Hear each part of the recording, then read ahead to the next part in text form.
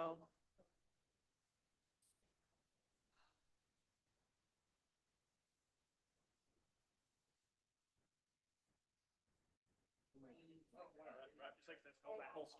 Right. I'm gonna swing. Sorry. No, I just want. Hey, Greg. We can just say we had an EDC meeting and we're going for it with the committee.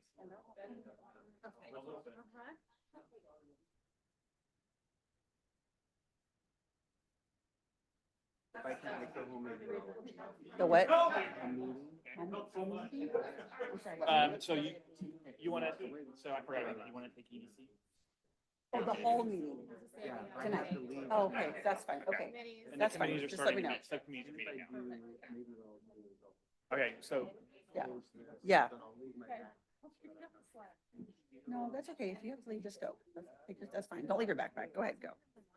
Yeah. Let's go. Hey, thank you. Good evening and welcome to the City of Lincoln's regular meeting of the City Council. Tonight's meeting will be televised and available on cable channel 18 and via Zoom. This evening's invocation will be given by Mark Shepard from Grace Life Church. Once the invocation has concluded, Mayor Andreatta will call the meeting to order. Pastor Shepard, you're welcome to approach the podium.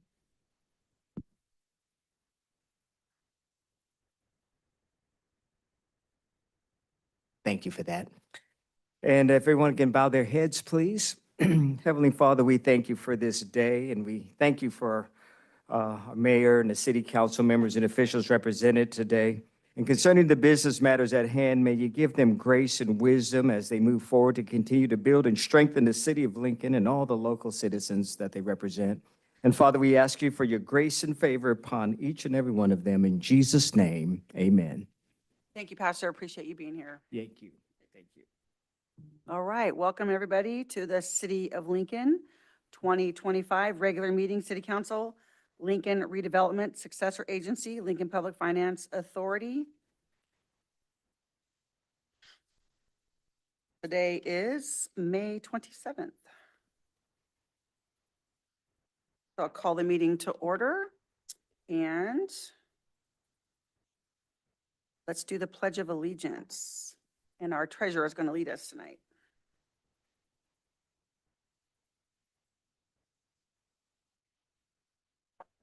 Of the United States, public for which it stands, one nation, under God, indivisible, with liberty.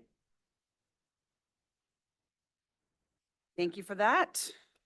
Hey, Hope, can you do roll call, please? Yes, thank you. Councilmember Reedy. Here. Councilmember Pearl. Here. Mayor Pro Tem Brown. Here. Councilmember Eklund. Here. Mayor Andreatta. Here, thank you. Item number 7, report from closed session. Ms. Blancoff? Yes, thank you, Mayor. There is no reportable action this evening. Thank you. Item number 8, agenda modification. Do the council or staff wish to modify the agenda in any way? No. Okay, great. Moving on. All right, we have one presentation tonight on Youth Literacy Month, and we have a proclamation. And I figured that since this is Catherine's wheelhouse and she does such a great job, I'm gonna let her read the proclamation. Absolutely. So thank you, Mayor Andreatta. Thank you, council members. Yes, as we move into summer, this is definitely a time when at least my department in the library focuses very heavily on literacy, particularly for our young people. And with that in mind, I am delighted to bring forward this proclamation for you all to consider.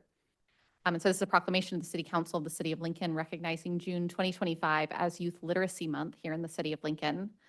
Whereas books and stories are powerful and access to books and readings is widely recognized as one of the most important indicators of academic and lifelong success. And whereas reading and literacy are fundamental skills that provide opportunities for exploration, imagination, and enjoyment. And whereas studies show that the summer break from school can result in significant losses in reading proficiency for students of all ages, and whereas reading and participating in learning activities over the summer can prevent this summer learning loss. And whereas Lincoln Public Library is committed to encouraging literacy in the young people of Lincoln throughout the year, but particularly during these summer months. And whereas the Teen Advisory Board of Lincoln Public Library annually offers a youth writing contest to encourage writing, reading, and literacy throughout June. And whereas the Teen Succeed internship cohort has developed book clubs and an author visit from the New York Times bestselling author Stephanie Garber to build a community of literacy in Lincoln. And whereas the summer reading program at the Lincoln Public Library encourages all residents to read throughout June and July. Now therefore be it proclaimed that the City of Lincoln City Council enthusiastically proclaim June 2025 as Youth Literacy Month here in the City of Lincoln, and encourage all residents to support youth literacy and encourage young people to actively engage in reading and learning opportunities this month. Wonderful, thank you. I will take a motion to approve this or adopt this proclamation. I motion. Okay. I motion to approve and adopt this. proclamation. Enthusiastically. Yes. Enthusiastically. I'll second. Oh, Thank Eklund and you. Brown? Councilmember Eklund, Yes. Mayor Pro Tem Brown, Yes. Councilmember Reedy, Yes. Councilmember Pearl, Yes. Mayor Andriata. Yes. Thank you so much for all you do. And if you had any students here, we'd take a picture, but they're all on vacation, right? I say, they're actually all wrapping up their school year right now. Yeah, We're quite good for them. busy. Good. Well, thank you. Appreciate you. that. Yes. All right. Item number 10, public comment on non-agenda items within the subject matter jurisdiction of the council. So this is a time in the meeting where anybody in the room or on Zoom can make a public comment on any item that is not on our agenda. You have 3 minutes to do so. Is there any public comment in the room? Anybody on Zoom? All right, close public comment.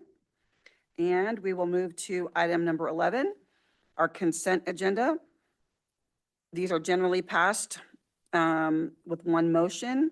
It's routine business unless the council or staff wants to ask a question or pull one of the items for a presentation. No? Okay, if there's none of that, then I will accept a motion to approve our consent agenda. Move to accept.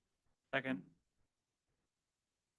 Okay, thank you. Councilmember Pearl, Yes. Councilmember Reedy, Yes. Mayor Pro Tem Brown, Yes. Councilmember Eklund, Yes. Mayor Andriata. Yes. Okay, moving right along. Item number 12, we have one public hearing. No, we have two. 12A, Annual Military Equipment Report and Renewal of Ordinance Number 1045B to comply with AB 481. Hello, Council, Mayor. Hi, welcome. Lieutenant Williamson with the PD, back again for my annual hearing. I do have some pass-arounds if you guys are interested. If you wanna- No. That'll be just for knowledge, there's a 40 millimeter round that we use and a 12 gauge beanbag round. Some of the munitions that we do carry and can deploy. So this is an annual legal-based hearing regarding the department's use of military-grade equipment. I'll provide a brief description of the legal code we have to adhere to and to be considered. I'll provide some background and briefly go over the annual report and be available for any questions.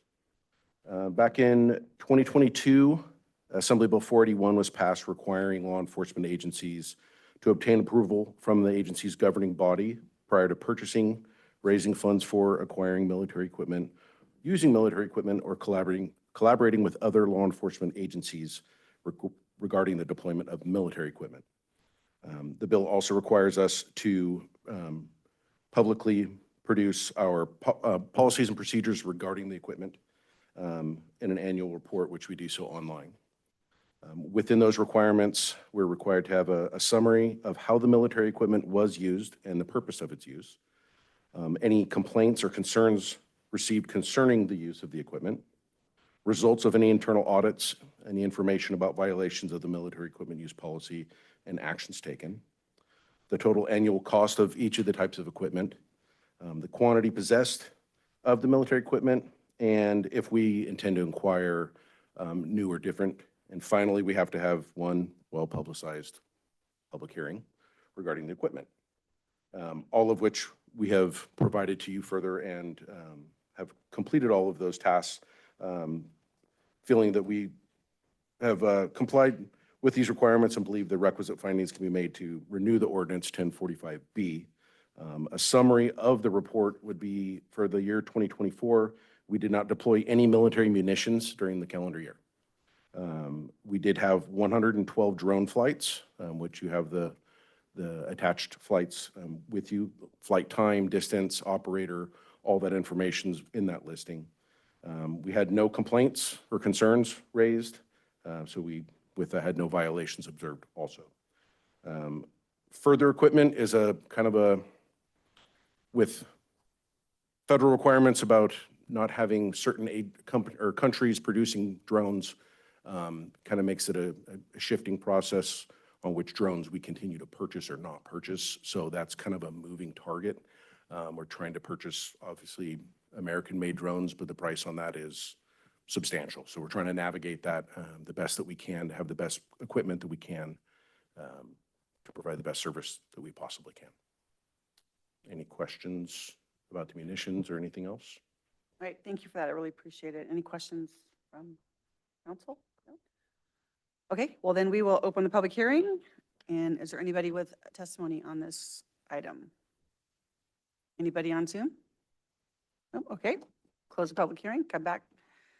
Yeah, I don't know if you weren't here in that meeting, but I did talk about when I went to DC a few weeks back that on the public safety team, that's one of the things that we're advocating for is that Congress pass legislation or give some relief to the drone ban, you know, buying it from certain places. And how are we to navigate that? So I understand that's an issue for you guys. And it's not you know, our lack of wanting to buy American-made products. No, right, It's right. financially, it's substantial. Right. And It's a lot the of our drones, availability. the lower level drones we use for like a car crash. We'll fly over the scene to capture what it looks like at that moment. Mm. Those are less important, but if we have a missing person or if we have a wanted subject or a barricaded subject, we will use the higher quality drone, better cameras, better lights, better audio equipment, just all around better equipment. We will use that for those events. Thermal, we have that option also. Yeah. Great. Thank you very much for that. I Okay. appreciate it. All right, nobody has any more questions or comments? Okay. Yeah. All right. Can I get those samples back? Or the- Ben is hiding them. Yeah. Yeah. All right, so Ms. Mollenkoff, we need to adopt the report or the Yes, we need to renew the ordinance. renew the ordinance, right? Okay, so I'll take a motion to renew the ordinance, please. So moved. Second? Roll call, please. Councilmember Reedy, Yes. Mayor Pro Tem Brown, Yes. Councilmember Pearl, Yes. Councilmember Eklund, Yes. Mayor Andriata. Yes. Oh, and I was wrong. We have 6 public hearings. Yeah. It's on the next page. Yeah, I know, I saw that, but I was like, I was turning it fast and I couldn't tell Yeah. if it was, yeah, that's you. fine. You can correct me, Ben, that's fine. All right, item 12B, introduce and waive first reading of an ordinance making technical amendments and updates to the Lincoln Municipal Code and finding the ordinance is exempt from environmental review under the California Environmental Quality Acts. Looks like Miss- Chief might want to make this report for Mollenkoff. me, so. What was that? Chief got ahead of himself on the agenda too. I think Oh, he sorry, was going to Chief. step in and do this one for me. So what is before you tonight is our technical amendments to our municipal code. The municipal code is really sort of the backbone of city operations. It governs everything we do from code enforcement to the types of fees that are imposed to our zoning code, and all of those very important legislative acts that are before you on a regular basis. So what I am attempting to do with this is to produce for you technical amendments, which are essentially fixing typographical errors. Sometimes, for example, you'll see in here, there's a cross-reference to a code section and it's one number off. And so I've been working with staff over the course of the last year to just encourage them to send to me anything that they come across when they're reviewing the code that they think fits into that category of a technical amendment.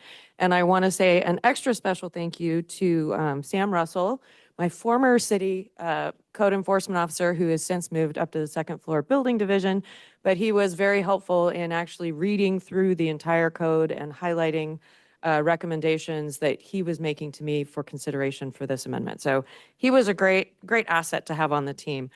Going forward, I'll be working with the departments on a wider basis and encouraging them to provide them to me as the year goes on. And if they accumulate more and we do it every 6 months, we'll do it every 6 months, whatever's necessary. An efficient code is really important to our city's operations.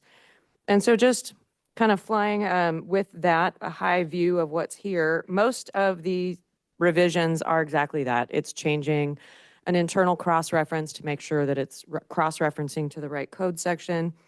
I would say that the two more substantial changes actually are related to our marijuana ordinance, and we had this come up with some discussions with the police department and code enforcement recently, where there was a warrant executed, went in the house, and there were a lot more plants than are legally authorized under our code. And there were plants out of doors. And so there was kind of a discussion internally about how we review the code. It allows for 6 plants inside, so is the $500 penalty, $500 per plant in violation of the ordinance. And this, it was decided by staff that that is a consistent reading with other sections in our code that provide for every violation being a separate and distinct violation. And so one of the proposed revisions simply clarifies to say that the $500 penalty is for every plant in excess of the 6 that are permitted under the code. There was also a question as to whether, and this has come up in the past too, whether the 6 plant rule is per household or per person.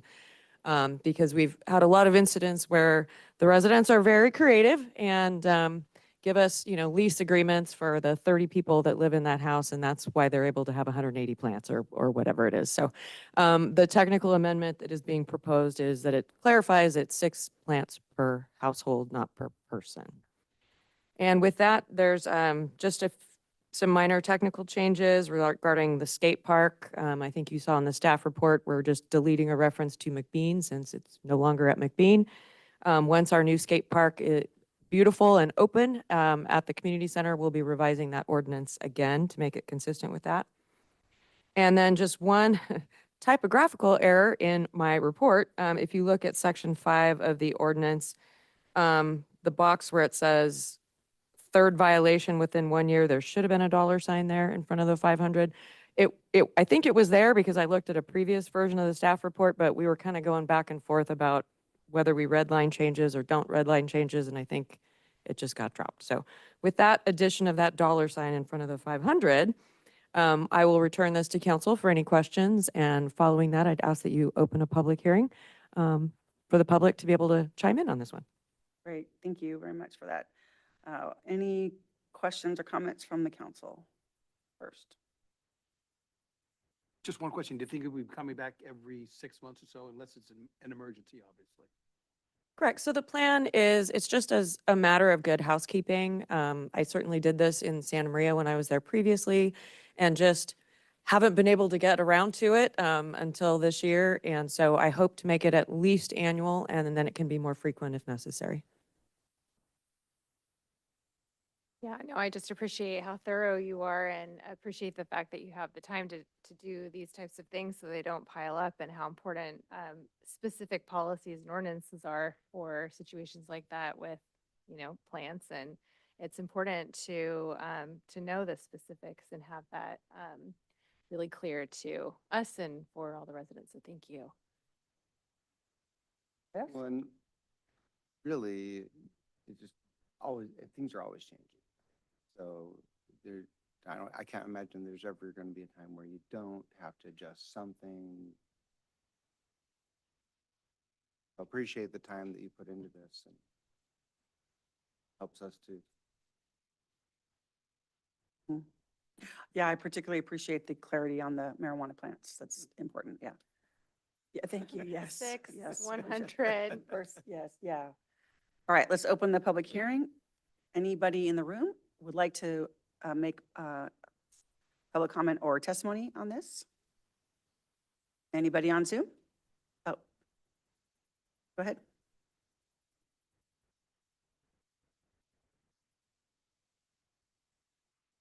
Hi, Madam Mayor. My name's Sella Greenhouse. I live at 67 East Street. I noticed that when I was going around the town that there were a lot of red noticed homes, and I noticed it was about municipal codes. I don't know if this has anything to do with that, because there was a lot to read. So my question is, the red notice homes that are kind of around in our downtown area, I haven't been outside of the downtown area, is in regards to the upgrading of those homes, and is this bypassing the environmental quality analysis in regards to that? You want to answer? I don't think it's different topic, right? Correct. I'm happy to answer the question. No, the red notices that one would see if they're driving around a neighborhood typically are a combination of either code enforcement or the building department or the fire department. If there was a fire in the house, they will oftentimes red tag the house until it can be repaired and cleared for occupancy. If there's substandard living conditions, code enforcement and building will often get involved and tag the house and prohibit occupancy until it can get repaired and brought up to code. So that is separate and apart and very distinct from what this is tonight. Thank you. All right, anybody on Zoom? Okay, close public hearing. And if there's no other comments or questions from council, I'll take a motion to approve item 12B. Approve motion 12B. Second. Okay. Pearl and Reedy? Thank you. Councilmember Pearl, Yes. Councilmember Reedy, Yes. Mayor Pro Tem Brown, Yes. Councilmember Eklund, Yes. Mayor Andriata. Yes, thank you. All right, Chief Mejia, here you go. 12C, introduce and waive first reading of an ordinance amending Chapter 15.04 of the Lincoln Municipal Code to add Section 15.04.175, incorporating CAL FIRE defensible space requirements into the Lincoln Municipal Code for properties in high and very high fire hazard severity zones. Good evening, Mayor, City Council. Hi. Anthony Mejia, Deputy Fire Chief. So tonight I'm going to be giving an overview of the ordinance and the change in the Lincoln Municipal Code about the defensible space requirements. So first, I just want to discuss what is the purpose of this ordinance. Really, this kind of came about because we were receiving complaints from different property owners, neighbors of saying that they think that their neighbors have a fire risk, property owners have a fire risk. And that was ending in the lap of code enforcement, and then it was coming over to the fire department. And the way we were dealing with these problems was very subjective. We were deciding, okay, maybe clear a little bit over here, clear there. And so this caused some collaboration between us and code enforcement to kind of come to this conclusion. But really what it comes to is that there's really no official regulations or code about how property owners should prepare their land to reduce wildfire risk. So what we're looking at doing is implementing the CAL FIRE statewide proven defensible space requirements. I say proven because I've seen this happen in real life, being on wildland incidents, seeing homes that have defensible space done and then other ones that have not, watching what that can actually do in real time. I do know that these are proven standards that will do well for us in what we're asking. Next is this ordinance would adopt those standards into the Lincoln Municipal Code for properties in the high and the very high severity zones. Now, I know we don't have any homes in the very high severity zones currently, but what I'm looking at doing is trying to look out into the future. If this ever did expand, that we don't have to come back and reinvent the wheel with this, and we can start preparing for any of these things and be prepared that the high could turn into a very high and just be a little proactive. Next is by adopting the defensible space requirements or in accordance with the state codes and regulations. And so what this is really leaning into is that property owners right now currently in a high or very high in the LRA areas, they have to get a real estate inspection done to sell their property. Those real estate inspections are actually coming to us currently. So if somebody is already classified in a high severity zone from the maps that we had to adopt, they're asking us to go there and see if they're in accordance with those space requirements. So we're actually starting to figure out how we're going to tackle that. Without having anything in the Lincoln Municipal Code, we really are just going out there and saying, yep, you're having some problems, and letting them deal that with the realtors on that side of it. I think we can do a better job and just at least prep them to know that their homes can be prepped, know what the standards are, and help them out with that. So really the one I want to really drive home is the locally enforced fire hazard requirements are only there as a clear risk for life and property. So we're really going to take a practical community-based approach. I really want us to look at our community and say, we want to work with them. We're not trying to be a heavy hand and say, you need to have all of these space requirements because the map is saying so. We're really looking at stuff that we can identify when we go out there and say that we do feel that this has a fire hazard, that this is a risk, that this is a threat, and that enforcement will rest on the fire department's shoulders. So I'll give you an overview of the zones. So the defensible space zone 1, this would require in the high and the very high. It sounds a little bit stringent, but it actually really isn't in actuality. When you're really looking at saying, hey, we want to have clear branches from 10 feet from chimneys, we don't want to have trees touching close to fireplaces, remove roof and gutter debris, really eliminate any sort of dead plants or ladder fuel, something that we could see that could catch and actually catch the structure on fire. Keep space under decks free of combustible, relocate wood piles, don't have them right next to your home. This is a very practical approach. This isn't something that I think is going to completely change the way our homeowners are living and having to have some stringent requirements upon them. Zone 2, again, this is for the intention that if we end up going to a very high severity zone, which is the 30 to 100-foot clearance around properties. And really, again, this one is thinning and spacing the vegetation, mowing the grass down to 4 inches, removing any dead shrubs and trees, maintaining 10 feet of clear soil around wood piles. Again, this is one where it sounds a little bit daunting because it has a 100-foot marker to it, but in all actuality, it's really just good housekeeping. And I kind of threw this picture in here because this is how it looks when you get assigned to a home. Understand that our firefighters went out 11 times this year throughout the state, and what they were caused to do 9 times out of 10 was going to be protecting structures. And so taking this sort of approach as if we have structures that have a threat or a risk, allowing our firefighters to have a little bit of time and space to try to do their job really will go a long way. So that's what I have for recommendations. Is this is the first read, is that after second read that we look at adopting this a part of the Lincoln Municipal Code. And I believe that when it's applied and enforced correctly, it will reduce wildfire risk, and it will protect lives and property. So that is my recommendation if you have any questions. All right, thank you, Chief. Appreciate that. Any comments or questions? Yeah. So a few weeks ago, we reviewed a map where the CAL FIRE decided what was high, in our case, or medium. So in that, some locations inside of Lincoln had outdated maps where they were more developed and less rural. And so some of those homes fit into this sort of high risk. How will those folks in developed communities be impacted by this, if at all? So yeah, so they will be impacted, that we're saying, hey, you are in a high severity zone, but the enforcement of it is going to come from the fire department. And I think that's where we're understanding the practical community-based approach, that we know the mapping. I do feel, though, the technology is out there. We're watching the technology evolve constantly. And I do think that these maps and the mapping and the technology that they have is going to advance over time, and it's going to give us more accurate data. We're not the only city or area that's complaining about the legitimacy of some of these zones that have been established. But we do feel overall industry standard that it is mapping some of our fuel models just a little bit behind. So what I think is that, if somebody's in the high, we're not going to go there and we look at it and we think that this home is in the middle of a community. We're not going to be heavy-handed and say, okay, you need to enforce all of these codes. That's why I think we have to have that little bit of flexibility with the fire department enforcing these, so. Okay, and so the ordinance as written has that flexibility for you. So, I mean, the chimney thing is the thing I think that comes to most mind if they have a chimney in new development. But are there any others that we should highlight that you didn't in your presentation that might impact them? No, I think that if we go there and you're in a high severity zone and your gutters are completely filled with dead leaves, we're going to want you to clean those out. If you have tree branches touching your chimney, we're going to want you to shrub those back. So I think with just that, if you look at the zone 1, really what we're not asking is a lot. So I don't think it's really going to have that impact, and it will allow us to have that leeway as we inspect and enforce. Thank you. No problem. Good question. Anybody else? One of the things I wanted to highlight, though, that I really appreciate when we do this kind of a thing is that, some people might come to me and say, well, why so much regulation and why does the government need to do this and that and the other? And I just wanted to point out that our purpose in any of these ordinances or anything that we put together is to protect the rights and the property of the individual.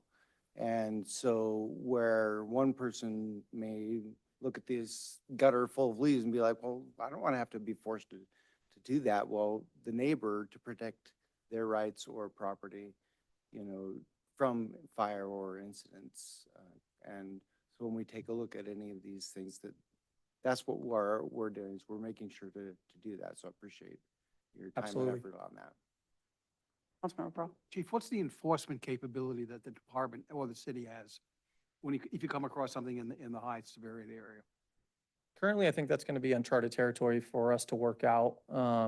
But I would say that I think it's going to start off with just a very common sense approach of identifying what the issue is, giving them a chance to fix the issue, working with the homeowner. And then if it gets to a point where they're being reluctant, I think that we would have to work with the city attorney and figure out what our mode of enforcement would be.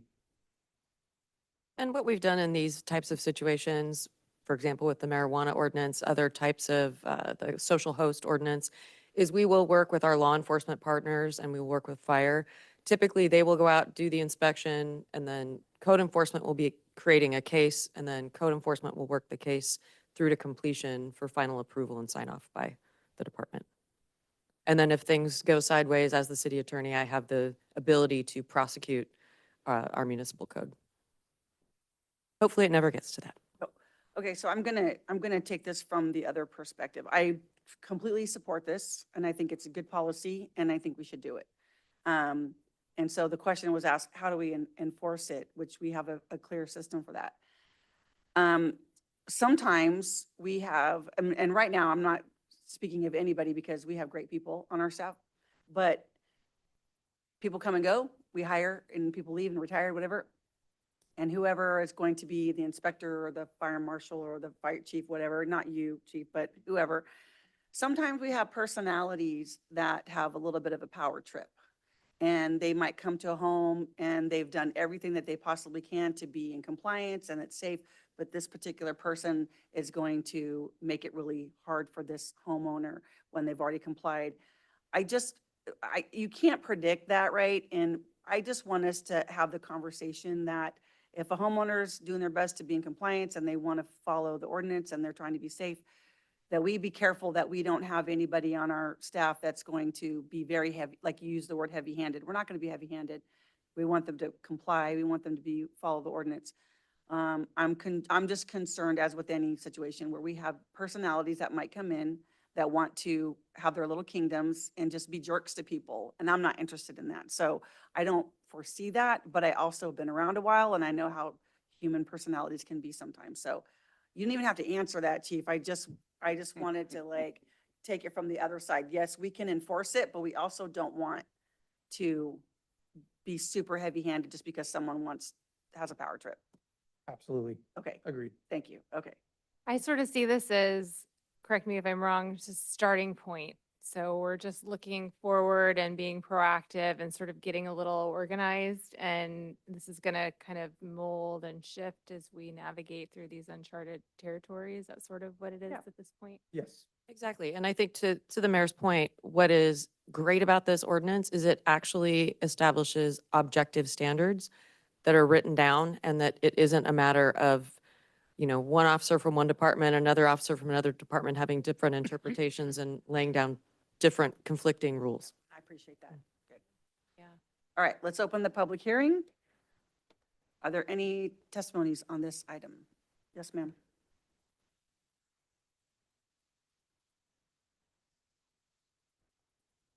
Madam Mayor, I appreciate you bringing up that comment of respecting those, because I have an uncle I think about who has about 20 acres in Orangevale, and when he fell and broke his hip, it was me going on his roof, helping clean out his gutters. It was me helping to mow down the grass, and he just kept telling me the city and the county's going to get on me if I don't. I didn't really understand until some of my clients were in Paradise Fire. And so to Councilmember Brown's point, right, we talk about enforcement, but I think really it's about the neighbor and how do we report that? So my question would be, right, if we notice that from a neighbor, what's the best avenue to report that to the city to show as a good neighborly thing for the protection of my home, protection of your home, and protection of everybody? How do we go about that? Not just in these areas that we've identified, but also here locally in the downtown population, because there's a lot of grasses and empty lots we have. Mhm. And I just want to make sure that we're able to find out who the owner is and make sure we keep our city safe. Yeah, so we have a really great code enforcement system. And so anybody who has a concern, they can go on the website, they can fill out a code enforcement complaint or claim, and then code enforcement will investigate and they'll take it from there. So anybody can do that, and it's anonymous. And so it's a good system. Yep. Good, thank you. You're welcome. Thank you. Anybody else? Anybody on Zoom? Okay, I will close the public hearing, bring it back to the council. Any more comments or questions? No, I feel comfortable with all of our thoughts. I think we're Yeah, all on the same page. Good, I think it's great. I appreciate it. Thank you, Chief. And I when I was in El Dorado Hills, I lived in a very high area, so this is incredibly important, for the safety of the entire community. Yeah, for sure. All right, I'll take a motion to approve. I'll move to add section 15.04.175, incorporating CAL FIRE defensible space requirements into the Lincoln Municipal Code. Second. Brown and Pearl? Thank you. Mayor Pro Tem Brown, Yes. Councilmember Pearl, Yes. Councilmember Reedy, Yes. Councilmember Eklund, Yes. Mayor Andriata. Yes. Okay, item 12D. Conduct a public hearing and adopt the City of Lincoln status on vacancies and recruitment and retention efforts in compliance with Government Code 3502.3. Veronica, hi. Good evening, Madam Mayor, council members. Veronica Rodriguez, Human Resources Director. I'm here this evening to conduct this public hearing in compliance with AB 2561. This Assembly bill became effective as of January 1, 2025, and it amends the Myers-Milius-Brown Act to include Government Code Section 3502.3. The intent of this bill is to address the widespread issue of vacancies in the public sector. When positions remain unfilled, existing employees are often forced to take on additional responsibilities, leading to burnout, low morale, and increased turnover. These challenges can ultimately hinder a public entity's ability to serve their community. As background, the MMBA is a section of the Government Code which governs employer and employee relations for local public agencies. And this particular section, as Government Code 3502.3, it includes the following requirements. Public agencies must present the status of its vacancies as well as its recruitment and retention efforts during a public hearing before its governing board at least once per fiscal year prior to the adoption of the agency's budget. Public agency must also address any necessary changes to policies, procedures, and recruitment activities that may lead to obstacles in the hiring process. For public agencies with a workforce that's represented, the Government Code also requires or allows for those entities, those employee organizations to make presentations during the time that the presentation on the vacancy is conducted. I'm going to start now by just providing an overview of the city's vacancies and well, first the number of positions it has in the total vacancies and then that vacancy rate. So the City of Lincoln currently has 223.25 full-time equivalent positions, has a total of 17 vacancies for an overall city vacancy rate of 7.6%.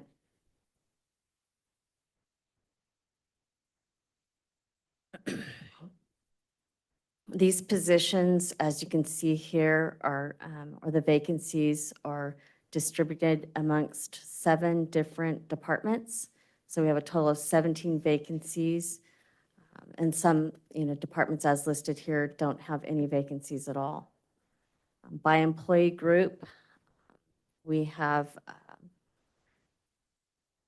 listed these here because the Government Code also indicates that if there are vacancies within one particular employee group that reach the threshold of 20% or more, we're required to provide additional details on those vacancies. Our groups, though, have no vacancy rates. None of the vacancy rates for each group meet that 20% threshold.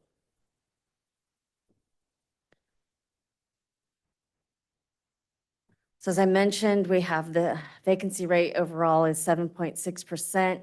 A couple of items to note that are very important is that for public safety, we have a 3% vacancy rate, both police and fire. Police currently has 0 vacancies and so does fire. At the time of this report, all of this data is effective May 1st.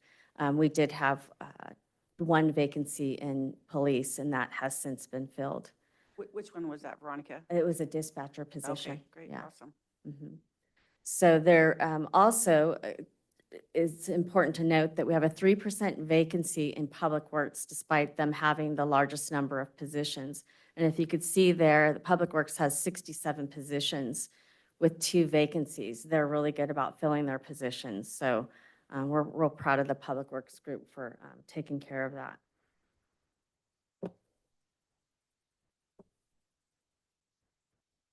So just to kind of give you an overview of each department and the status of its vacancies, I'm going to start with community development. The community development department has 4 vacancies. It has a planner, a permit tech, and again, this is as of May 1st. Planner, permit tech, senior plans examiner, building inspector. So as you can see, for those classifications, we have had to attempt our recruitments more than once. A lot of times we're having difficulty with people applying that aren't qualified, or those that do apply want more salary than we can, offer based on the salary scale. So as far as the planner goes, after 2 attempts, we just last Friday on the 23rd, an offer for that position was accepted, and the candidate has a tentative start date of May 19th. So that one's been filled. The permit tech has not yet been advertised, but this position has been vacant for less than 6 months.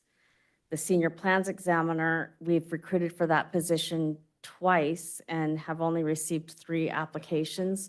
So my department will be working with the community development department to broaden its reach on the recruitment and expand where it's currently advertising. The building inspector position, that position was filled on May 19th. Really quickly, Veronica, you said on the screen, it says the permit tech, there's 0 recruitment attempts. Yes, it's been vacant for less than 6 months, Months, and okay. they have not yet advertised that But there's position. 1 vacancy with that? Yes. Okay. Each of these signifies 1 vacancy. Mhm. Next, we have the engineering department. And as of May 1st, there are 4 vacancies in the engineering department. We have the construction inspector. We've attempted to recruit for that once, 14 applicants. The construction manager, twice, a total of 36 applications during those 2 recruitments. Engineering manager, we've recruited for that once, and then the senior civil engineer, we recruited for that multiple times. So for that, those classifications, the construction inspector position, let's see, that one still remains vacant. Construction manager, we're currently in the process of assessing that classification. The salary for it does not appear to be comparable to the region, and so we're looking at what we need to do with that particular classification to get that filled. The engineering manager position, we're currently assessing the department's needs to determine whether or not another manager is needed in that department and whether or not it would be better utilized as a lower level classification. And last, we have a senior civil engineer, and an offer was extended to a candidate on May 16th, which is pending. For IT and GIS, information technology and GIS, we have 2 vacancies. These are newly established positions. The recruitment closed for the application integrator on May 22nd, 2025. So we'll be reviewing applications and holding interviews soon. The system security analyst, an offer for this position was accepted on May 23rd, and the tentative start date for the candidate is June 5th. In finance, we have 2 vacancies, or as of May 1, we had 2 vacancies. The accountant position was filled effective today. The principal accountant vacancy, we're currently assessing the department's needs to determine whether or not that's the best classification for the department. Next, we have Public Works. As of May 1st, they did have 2, it's not listed here, there was an error on this particular slide, but there were 2 vacancies, one a refuse truck driver and this particular wastewater collection system technician. This wastewater collection systems technician interviews were held on May 22nd, so we should be filling that position soon. The refuse truck driver was filled on May 5th. And again, like I mentioned, the one vacancy that we had in police was filled as of May 18th.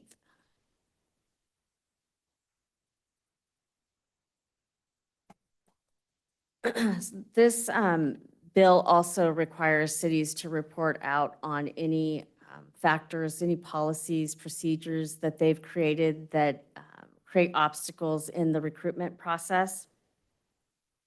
And while we have not identified any challenges internally that affect our ability to recruit individuals, we do know that externally there are some factors that affect the organization and our ability to recruit. I've listed those here. The first is the city participates in the Social Security program, requiring the employee to contribute 6.2% and the employer to contribute the same. Many of the cities within the region don't participate in the Social Security program. The only one that I know of that we use as a comparable is Folsom. So Rockland, Roseville, Citrus Heights, Rancho Cordova, none of those participate in the Social Security program. So when we're real close to market, that 6% affects us a lot. Can I ask a question about that? yeah. So, I don't think I knew that other cities don't participate in that. So why don't they and why do we? I don't know why we do, because we've always been part of CalPERS. Yeah. But most, public entities don't because they have CalPERS, Right. which is, by law, you have to have a retirement system in place that covers your employees, and we do. Right. So I have no idea why we do. I don't know the history on that, but I do know that we could exempt ourselves from that if that's something we wanted to do in the future. Is there a reason why we can't do that? Well, obviously it'd be a negotiated thing. But the reason why some cities remained in Social Security while others got out was that usually it's because you have an employment class of people that have already participated in Social Security for a long time. And so when you're trying to negotiate, okay, what does retirement look like here? Sometimes they may be hesitant to give up that continued contribution because they're trying to meet some sort of retirement goal, and Social Security was a part of that. Over time, though, most employees have sort of said, look, I'll just plan for my retirement based on my PERS and other tools I have, and would much rather just receive, that additional wage as part of my check today versus sometime in the future when you receive from Social Security. So it's just, at least during my time, I don't know about you, Veronica, but it hasn't come up as something at the table yet. But it is a difference for sure, significant. Right. Well, like, I don't know what the right thing is to do, but I'm saying if it's a recruitment problem, what's the overall sentiment of staff, right? Like, just a question that might want to be explored. Mm-hmm. And we have to be really careful when we recruit individuals to disclose that, because that's a big hit when they do all of their math and they figure out, yeah, I can make this work, and then they come to us and they get the 6.2% hit. It's really important that we explain that That's up interesting. front. This is the employee part or the employee and the employer part? They both pay 6.2%. So, okay. So when we opt out, we don't do our part and they don't do their part? It's neither one. Interesting. Okay. Yeah. Learn something new. Yeah, I know. I didn't know that either. Thank you. Yeah, thank you. Go ahead. Yeah. Another factor that we feel affects us is the fact that city employees are required to pay 3% of the city's portion of the CalPERS retirement contribution. And although we understand the need to do that, it is just a factor that, we have to consider when we do our salary surveys. We do include that because there are some other cities that do it as well, but not very many. And then the other obstacle that we face externally is that there are many private sector comparable positions and other governmental entities within the region that do offer higher salaries. We're getting really close in a lot of classifications, but we still have some work to do with regard to salaries get a little bit closer, so we'll be more competitive.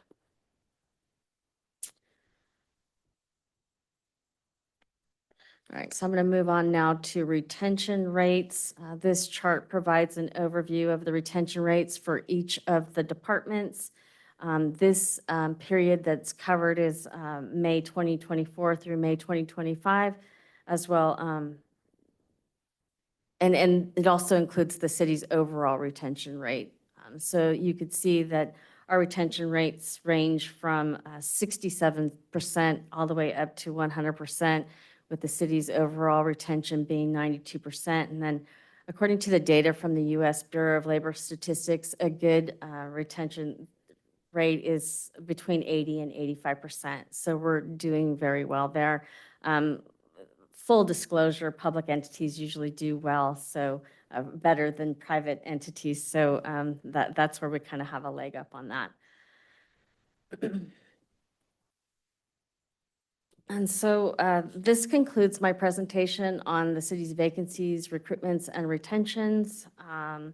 In summary, based on the information provided in this presentation, the city is doing quite well in the areas of recruitment and retention. We still will ensure that we work to conduct salary surveys, ensure that we're staying within market, and attempting in all areas to be an employer of choice to retain our employees.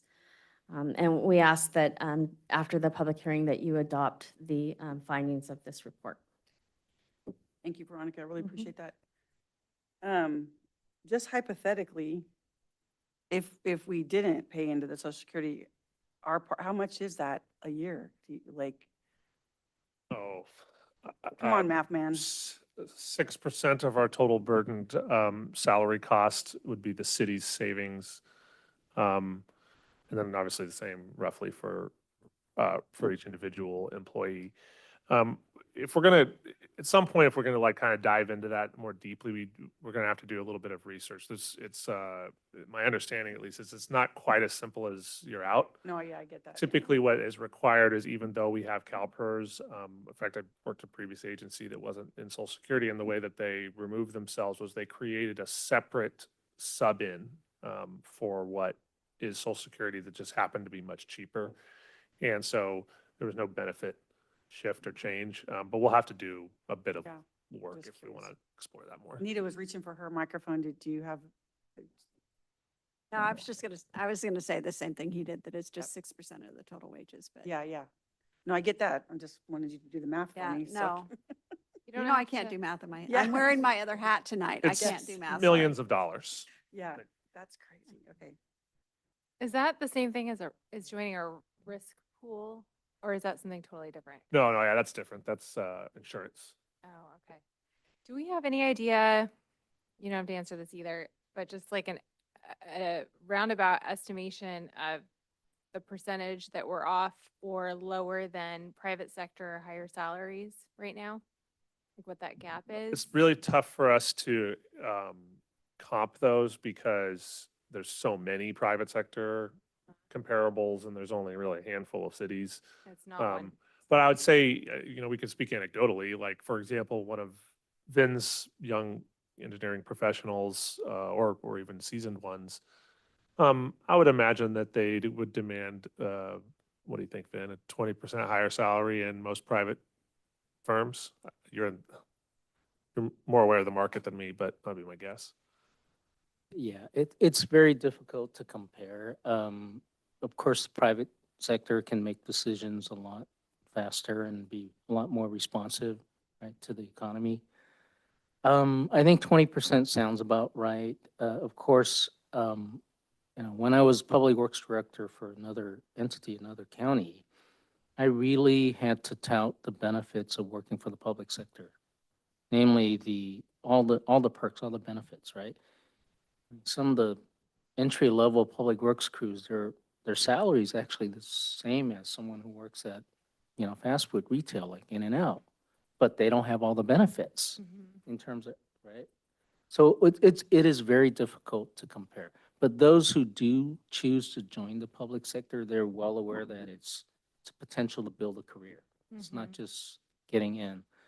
Now, the discussion of Social Security is significant, right? That percentage, I think, my long career, I think when I worked in the private sector for 5 years, I paid into Social Security And my previous experiences, I didn't. So it's a significant portion of your paycheck.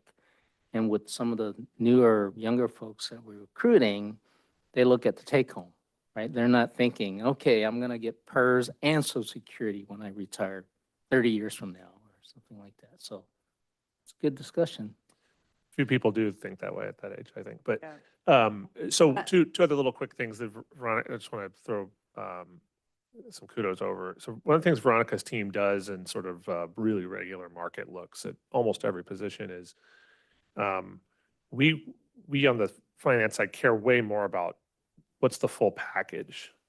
So her team has to explain to a lot of our incoming folks that, like, yes, the salary is important. It's very important.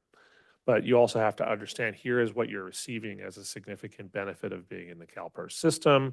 Here are the health insurance benefits that we're providing that, most places, even some public agencies, but many private places, you're paying a lot more for those services, especially if you have family and dependents. And so to us, it's much more about, like, what's the total package and how can we be competitive there? Because remember, the CalPERS was created as a substitute for, it was essentially created so that public entities could compete to try to get really talented staff when the private sector could simply just pay a lot more. So we couldn't afford to pay a lot more. And so the state creates this retirement system, which essentially says, look, when you retire one day, instead of an undefined package where you have a 401, for example, you get a pension check, and it allows you to even out the remainder of your retirement. So, it's just, nothing's better or worse, just different. That's probably around 1.2-ish million a year, because there's a cap, right? So a wage cap, once you're making over, well, for last year, 168,000, you wouldn't be paying into Social Security for the rest of the remainder of that year. So I'm just doing like some back of the napkin math, a little over $1 million. Would be a conversation to have. Yeah. All right, any other questions or comments before I? Yeah, I just had two quick follow-ups. We're converting part-time to full-time recreation is a really lower retention rate. How much of that is seasonal part-time? Is that okay, so this is just at full-time people. Just permanent and part-time. Yeah, part-time, full-time, permanent employees. Okay, so my two questions for you on this is, one, to the extent to which how does this compare to previous years?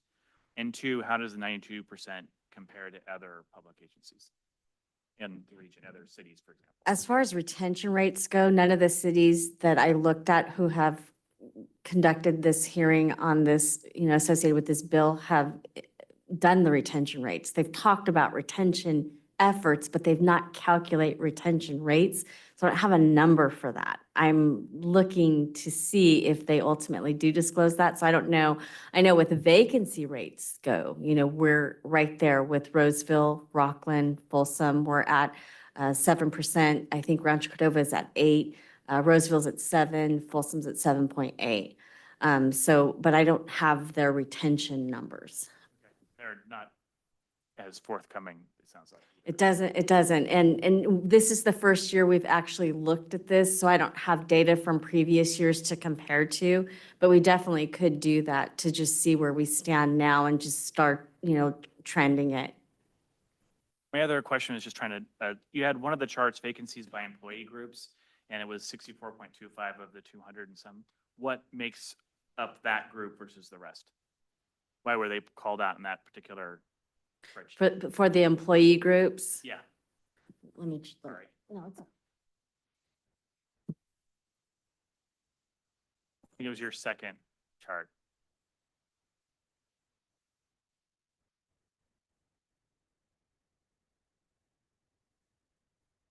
This one right here? Yeah, I just wondered why were those ones called out versus the other? Or why were they shown by employee group? Yeah.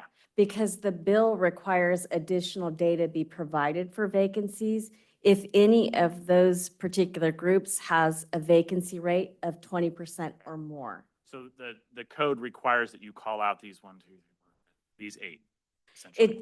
It just, I put this in here for just documentation purposes to ensure that we are basically documenting that we did comply with the law. Got it. That's really the purpose of this. So the law requires that you highlight any of these 8 that are over 20%. Yes. And none of them are, so technically you didn't have to highlight any of them, but you just provided all 8 in the stats. No, what I've provided is required. There Okay. would be additional data provided Okay. if they They were met that 20%. 20%. Any of So the 8 we were would be over. here probably all night going over Okay. additional details of the vacancies if Okay. any of those. So keep that in mind, y'all, when we're filling our positions, that we need to stay below this 20% threshold unless you want to hear me talk all night. Okay.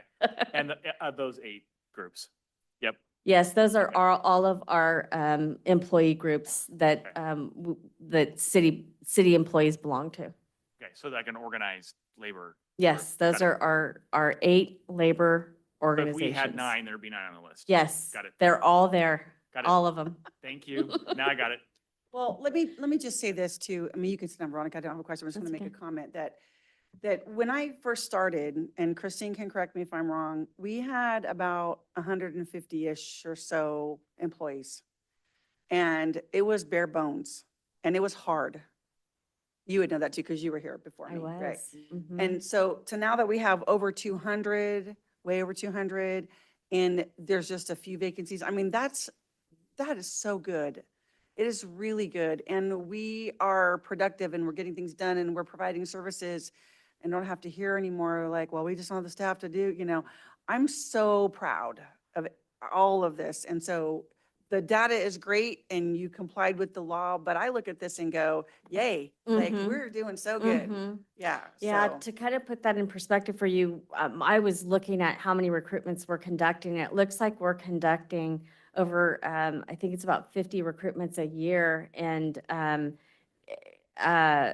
but that includes seasonal too. I think no, wait a second, I have that backwards, sorry. I think it was 30 recruitments a year with a total of like 60 employees based on what we do for seasonal. So we have all the rec aides, Yeah. which are a large bulk of our recruitments, but they don't count as far as the numbers of recruitments because we do one and hire 20 people. Right. But we do those routinely. We do them in spring, summer, and fall.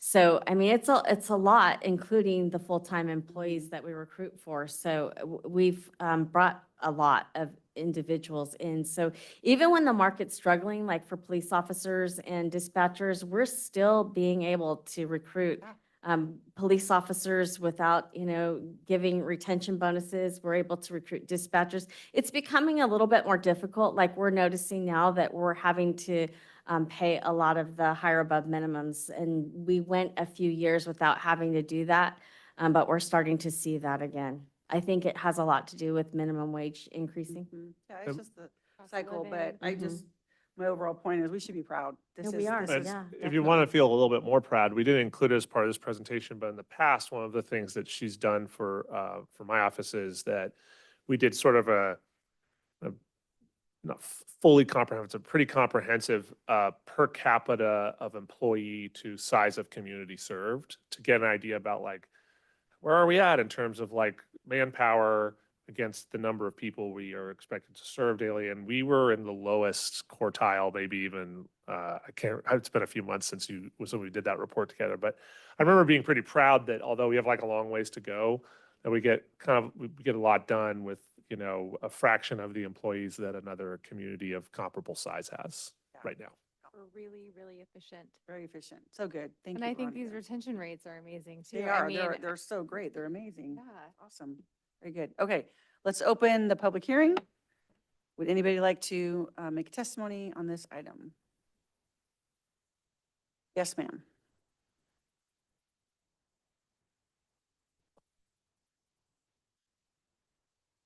Madam Mayor, a few things that I want to say. I noticed that it was a bill that passed for January 1st, 2025. So this is the first time that we're reviewing our vacancies or retentions in a public hearing is what I understand.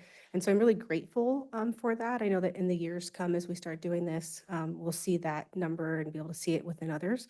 But then also the 92% retention rate is for the last year. I remember when I first started coming to city council meetings, there's people about a few years, maybe a turnover the last 3 to 4, 5, 6 years. So I really look forward to seeing the growth from our staff and that continuity that you were speaking about. And then as you talk about the Social Security, I think one of the things to take into account is what the current employees feel. Maybe like a survey if they like or dislike putting in that 6.2%, because if I was a newbie coming in as a new position, which and I had a mentor or a parent that was guiding me, they would say, hey, you get a chance to pay into a pension fund and to pay into Social Security. And I would be advised for that, because when you get into retirement, having multiple sources of income gives you a much more successful and comfortable retirement. So that's also a benefit that we have. So I really want to make sure that we take into account that that might be a competitive advantage for the city of Lincoln, that we do offer that here in Placer County. And then I heard, I think it's Veronica, mentioned the job sourcing and where we're getting information from to get candidates. I didn't really understand that part, but I know that for my company, we're seeing some of the normal job sourcing to not be as successful and having to think outside the box. And so I don't know if we do within our city, we do a great deal of promoting within and what we do in that sense. So in regards to the high income, I'm talking about a few different things, but in regards to the high income, right? So mentioned that once you get over to a certain amount, you don't pay into Social Security anymore. And so when you have a high income and you get into retirement and you're on a certain pension, that transition from that high income to that Social Care, that retirement amount, can be very challenging for people when they get into retirement. So if we start taking away those benefits from those that don't know, it can be very challenging. Yep. That's all. That's my Great, comment. thank you. Yep, appreciate that. Well, in regards to the Social Security discussion, we would never make a decision without getting all input from everybody. Like, that's not something that we would just unilaterally decide. Go ahead, Matt. I just wanted to make a comment. The Public Works Department is approximately 70 people. And I think later on in the agenda tonight, you'll see that we're going to be requesting 5 additional staff. And in my time here, we're in the people business. And as you see, the retention rate and the vacancy rate, the retention rate is very high and the vacancy rate is very low. And I'd just like to give Veronica some credit. There was a time when I was working here where she was down to a 1-person department, and that was her.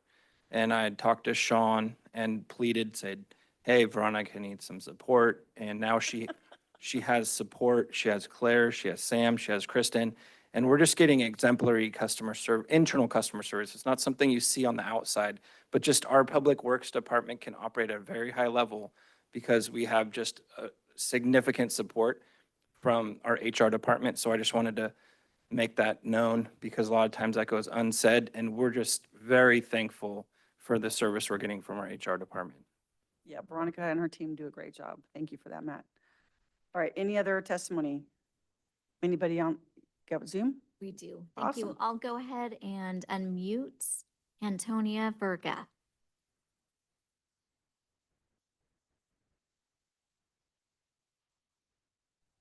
Can you hear me? Yes. Testing, testing. Can you hear me? Yes, we can hear you. Go ahead. Okay, sorry, I had a volume issue on my side. Good evening, Mayor and members of council. My name is Antonio Verga. I am the current president for the LPOA, Lincoln Police Officer Association. I apologize I couldn't be there in person. I had some unfortunate circumstances at home that required my attention, so I had to adapt. I just want to make a quick speech on the vacancy rating and the association's stance on it. Today, currently, we have approximately 32 sworn officers serving a population of nearly 55,000 residents. That equates to roughly 0.55 officers per 1,000 residents. I just want to give you some perspective. The national average is 2.4 officers per 1,000 residents. I think Roseville or Rockland is sitting at 0.8 per 1,000 residents, and Placer is 1.2, Placer County. I don't know what Roseville is, but a lot of comparable agencies are at 1.5 to 1.8. So as far as that stance is, Lincoln is far below what is considered average or comparable for agencies in the area. And in case you did not know, our minimum staffing within the department now, based off of staffing itself is 2 and a supervisor. So there had been times, and it's quite frequent, there are times where you only have a total of 3 sworn officers serving a population of 55,000 citizens. And that is due to staffing. Obviously, we have several issues or several things that come up, such as medical, vacations, trainings, things like that. But due to our current staffing levels, increasing the minimum staffing itself would put a much larger burden on the officers that they already have. The association believes to increase minimum staffing, we would need to increase our overall staffing. But positives, I mean, yet despite this, Lincoln have recently moved up from the 7th safest city to the 4th safest city. And we are proud as an association and as a department to have earned that. And we thank our administration, city workers, and the officers in our community above all for helping us achieve that. But the association cautions that we don't remain at this staffing level as our city grows.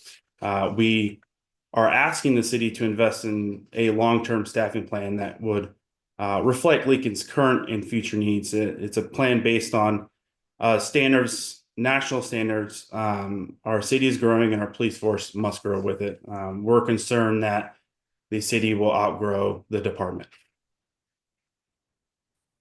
Thank you, Officer Verga. Appreciate that very much. Was there another one? Nope. Okay. All right. I'll close the public hearing, bring it back to council. Any other comments or questions? Yeah, I was just say that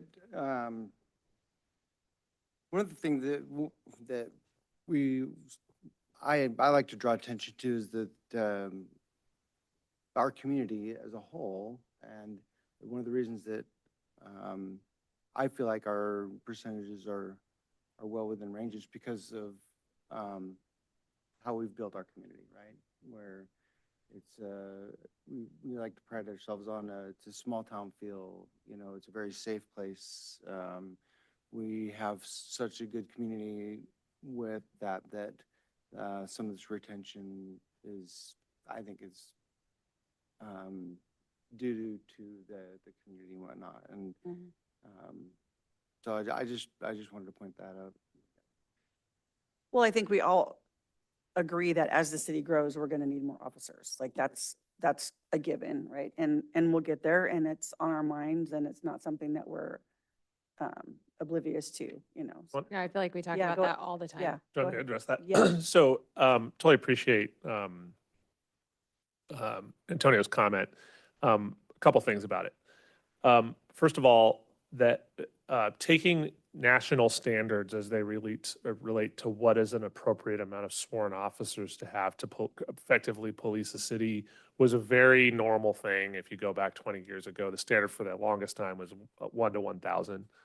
But one of the things that discounts is the culture and geographic region and particular crime problems or not of those regions. And so while we talk about this, I've talked about this with our fire chief as well, that there are national organizations that have these standards they've created, but they're standards, right? Which are, it's kind of a misnomer. It's like it would work in Albuquerque, New Mexico in the same way it would work in Astoria. I mean, it simply is just not accurate. It's what are you policing for? How does your community want to be policed? One of the things Chief Alves and I talk about, if we could make it a 1 to 100 ratio, so for every 100 people, we have 1 police officer out and about, you'd have a cruiser swinging by your house every 4 seconds that you went out, you know, it would be maybe too much. So Chief Alves isn't here tonight, and Captain Johnson might disagree, so he could jump in, but Chief Alves' philosophy has generally always been, what's the appropriate amount of policing to achieve whatever the goal is that we're trying to achieve versus let's get to a number that we, you know, agree on, and does it make sense or not? Because, you know, at the end of the day, the community is funding these positions, and so we have to be sensitive to that too. But the broader point that he had is absolutely correct. As we continue to grow, one of the things we are looking at is figuring out how subdivision by subdivision or new project by new project, what's the impact and how many portions of a police officer does that add to our books as we move forward? Good. Thank you for that. Well, and also you mentioning that that's kind of like the older way of doing the math. And now I know that our PD and chiefs and captains are always looking at being more innovative and utilizing technology and the new things that we have that are out there around on the city that can make us more efficient as well. So that's another, I think, element to consider. Yeah, but policing is changing. Mhm. Some things I think for the good and some things Mhm. not so sure, but Right.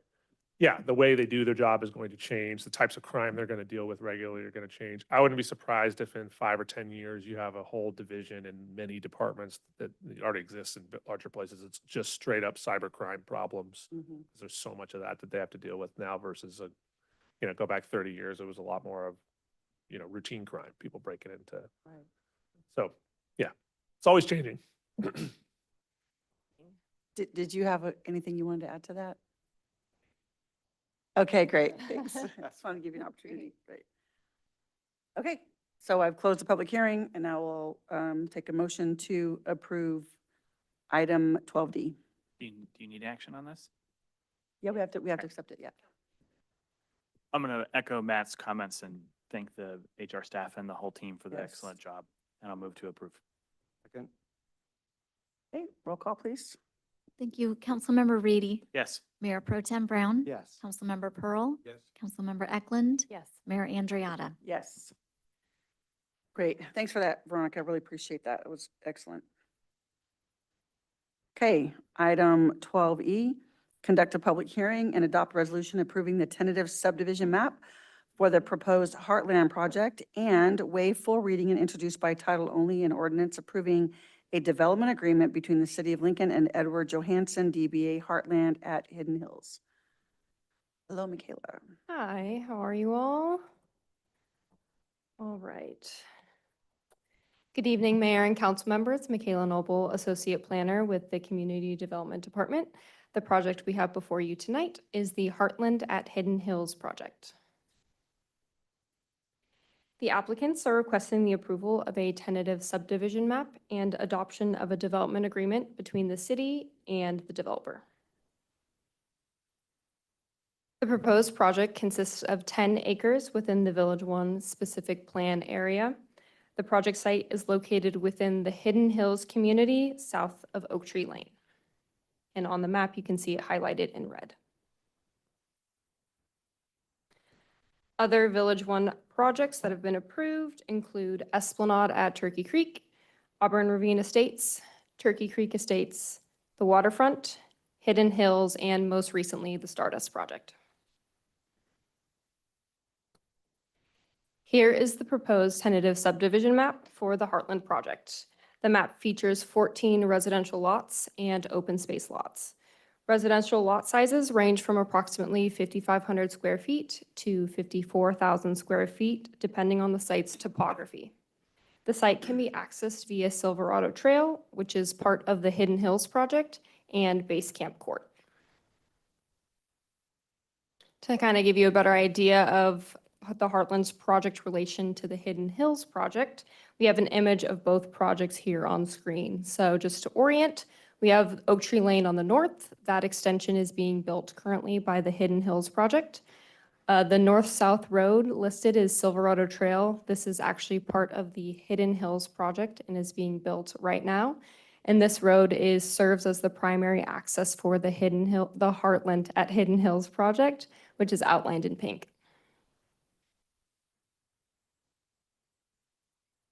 Just to summarize, the proposed project provides for a total of 14 village low-density residential units within the Hidden Hills community, which is a private and gated subdivision with a homeowners association. The project includes approximately 5.5 acres of open space that features a unique mining quarry that runs right through the center of the property, and a central trail system that will connect to future trails in the east. As illustrated by the table above, the acreage for each land use would vary slightly from the adopted specific plan. The Village 1 specific plan requires adoption of a development agreement for each project, which delineates the obligation between the developer and the city. The development agreement also relies on the Village One infrastructure financing plan to implement infrastructure development. The development agreement vests the rights of the developer to develop the project and any subsequent entitlements as approved. The development agreement runs with the property and is applicable even if property ownership is transferred.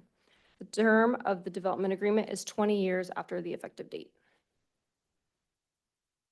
Staff analyzed the proposed entitlement requests and concluded that they are consistent with the goals, policies, and intent of the city's general plan, the Village One specific plan and general development plan, and the city's subdivision ordinance. City staff has prepared conditions of approval for the tentative subdivision map to ensure orderly and timely implementation of the project. Standard and project-specific conditions have been applied. The conditions of approval also include all applicable mitigation measures that are found in the Village One specific plan EIR. And all conditions will be subject to city verification of compliance by city departments. The Planning Commission recommends council determine that the project is exempt from CEQA, adopt a resolution approving the tentative subdivision map for the Heartland at Hidden Hills project, and waive the first reading and introduce by title only a development agreement for the Heartland at Hidden Hills project. City staff has not received any public comments on this item, and we have Tony Frazier, the project engineer, in the audience right now if you have any specific questions for him. Thank you. Thank you, appreciate that.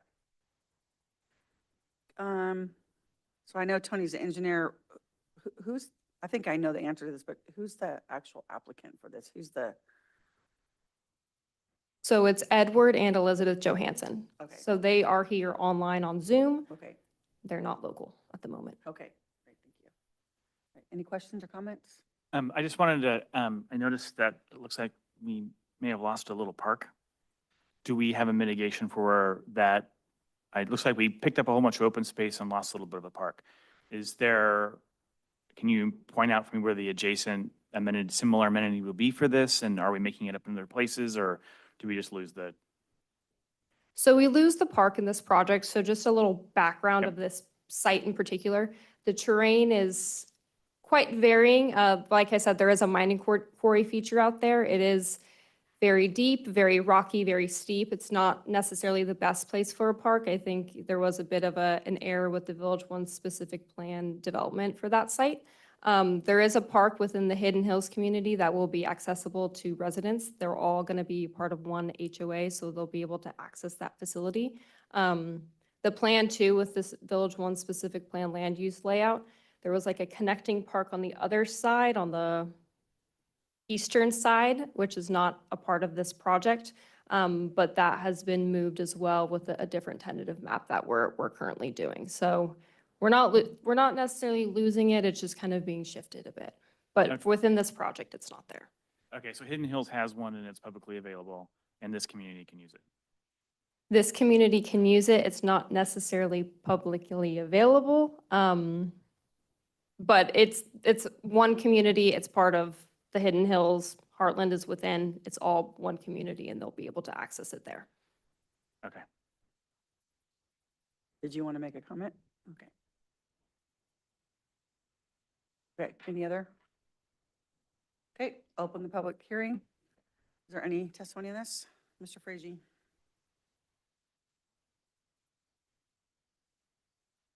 Good evening, Mayor and Council Member. My name is Tony Frazier with Frazier Design Group representing this project. And as Michaela mentioned, the owner, Ed Johansson, is online.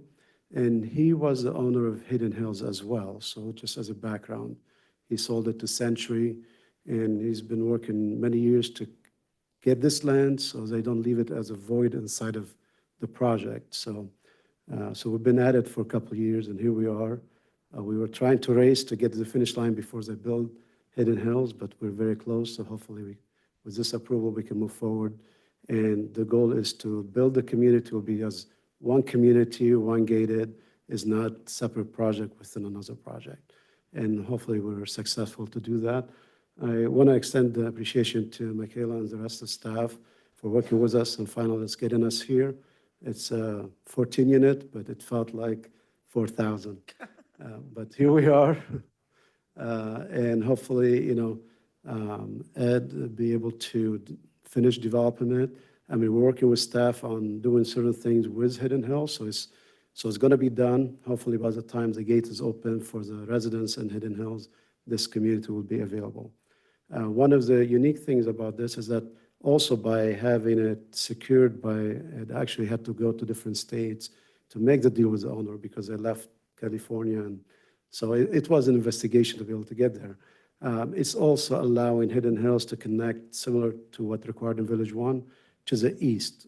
As we're bringing another 10-year map from the east side, this project will be able to connect that corridor between the two projects. And there's also through the DA working with staff, we made sure that the park in Hidden Hills is large enough to accommodate this project as well, since they are part of the same gated community. They'll be participating in that park and getting the benefit. Likewise, the residents from Hidden Hills, they'll be able to use the trail, get to the east, and all that trail is going to be public connection all the way back to O3 Lane, all the way to Stardust. So we'll be connecting all the way to the east. And the park that you mentioned, there's one next door, but we had to kind of keep finding a spot for it, but it's not that far. So if you get out of the trail, you're probably within 100, 200 feet, you'll get to the park. So, and we'll be bringing it, hopefully, no pressure on Michaela, in a few weeks of planning commission, and hopefully in front of you soon after that. I'd like to answer any question you may have, but we worked hard to make sure that we satisfy staff and we get there fast enough to make sure that the residents in Hidden Hills, they don't complain about a void in their communities that they don't have control over it. And it will be similar HOA, so it'll be the same thing, controlled by the same HOA. Accenture and Ed have been working together to make sure everything works smoothly and without any problems. I appreciate your approval tonight, hopefully, so we can move forward with this project. Okay, thank you, Tony. Okay, let me be clear. I heard what you just said. Did you say that the rest of the Hidden Hills community will have access to the trails and the amenities inside this smaller one, or no? Yeah, actually, the open space is going to be city open space. Yeah. Public, and the trail will be public open space. So it will have connection through the gate as well to be public, not just the residents for Hidden Hills. Okay. It will have a connection to the project next door, all the way to Stardust as a public trails. Thank you. You guys have any other questions for Tony? Yeah, I think I'm clear that we didn't lose any space with that park. It just shifted to the east, and that still remains open space. So it's the same amount of acreage of open space, right? Yeah. Any other testimony, anybody online? No? Okay.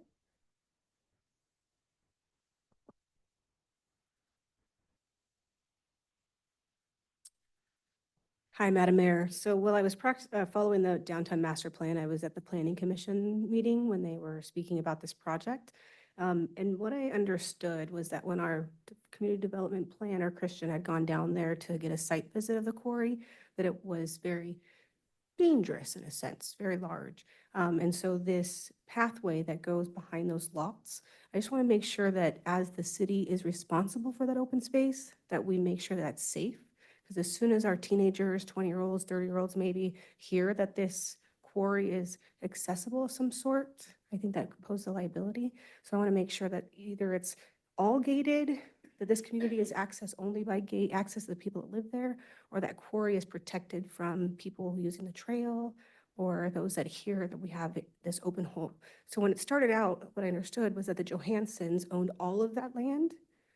And then when I paid attention to the CEQA professional that came in and gave us a teaching lesson, what I understood is that this got exempted from the CEQA because it was built around it. And so we didn't have to CEQA for it. So that quarry is a really big concern for me, as I do have young children. And one day they'll grow up and they'll be out there on their own.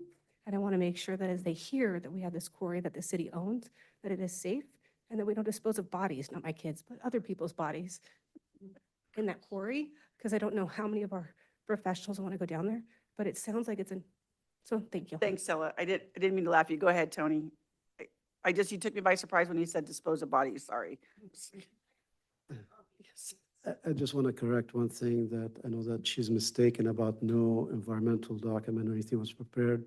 This part of Village One, there was ER was prepared, and actually part of this document, there were additional CEQA that took it from program level to project level. So the city did not ignore anything. It took several years, even with an EIR, that we were here. As far as the trail is on the north side of that quarry, so it's on the south. So, I mean, we can protect so much of our young ones. If we want to log them in home and play video games, she can do that. But this is going to be open space. But if they stay on the trail and follow the rules, they shouldn't be going to the quarry, but it is an open space.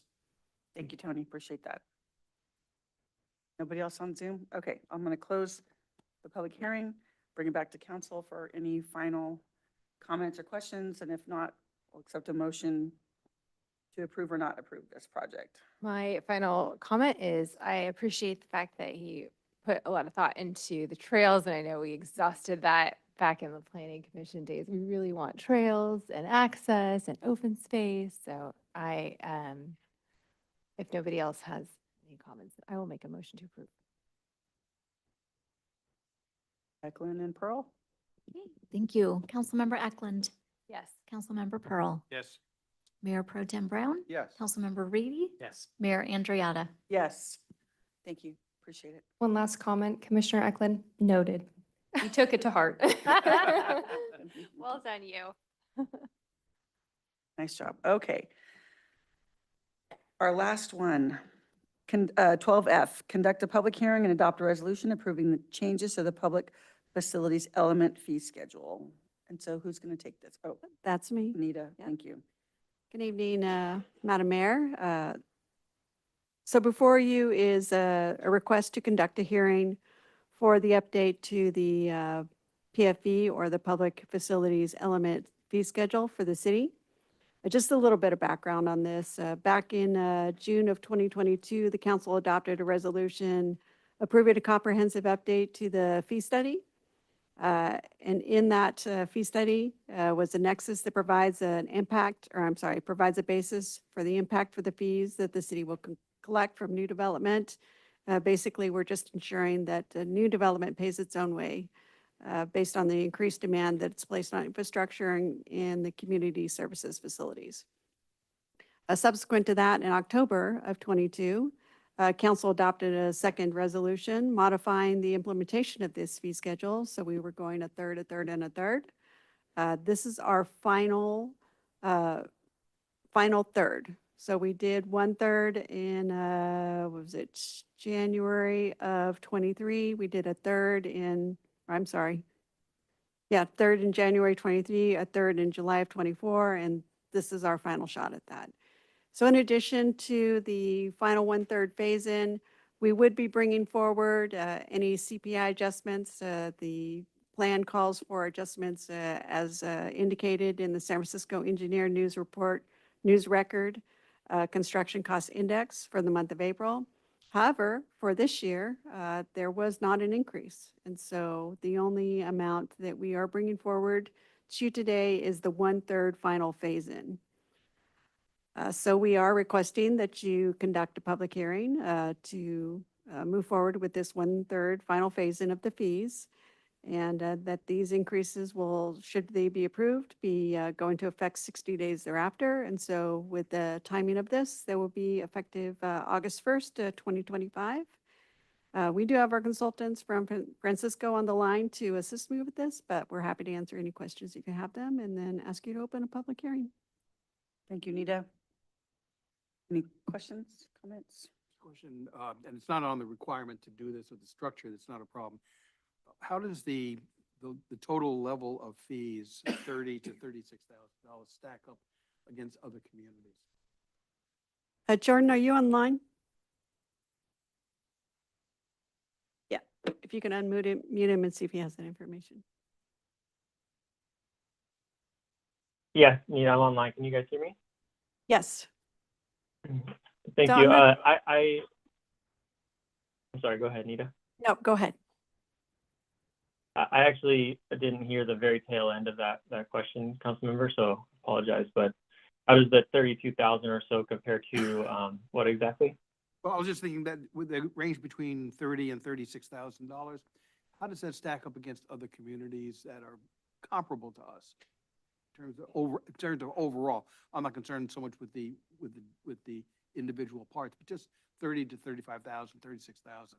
Is that standard or normal? Yeah, I understand your question now. Yeah, so yeah, it's pretty standard, depending on the jurisdiction. You know, it'll differ, but I'd say that's a pretty standard amount. And I don't have direct comparisons available for you right now, but I can tell you, yeah, that's typical.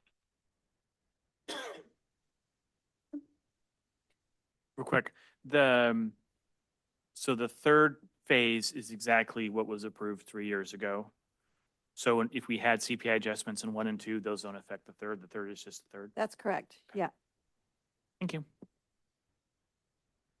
Okay. All right, we'll open the public hearing.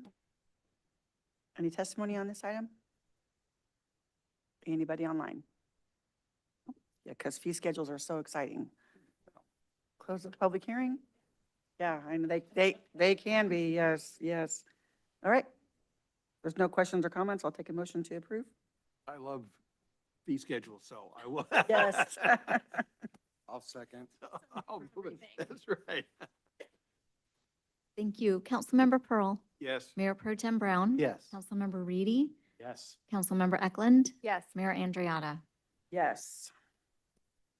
Hey, thank you for all of that. Okay, moving on to general business.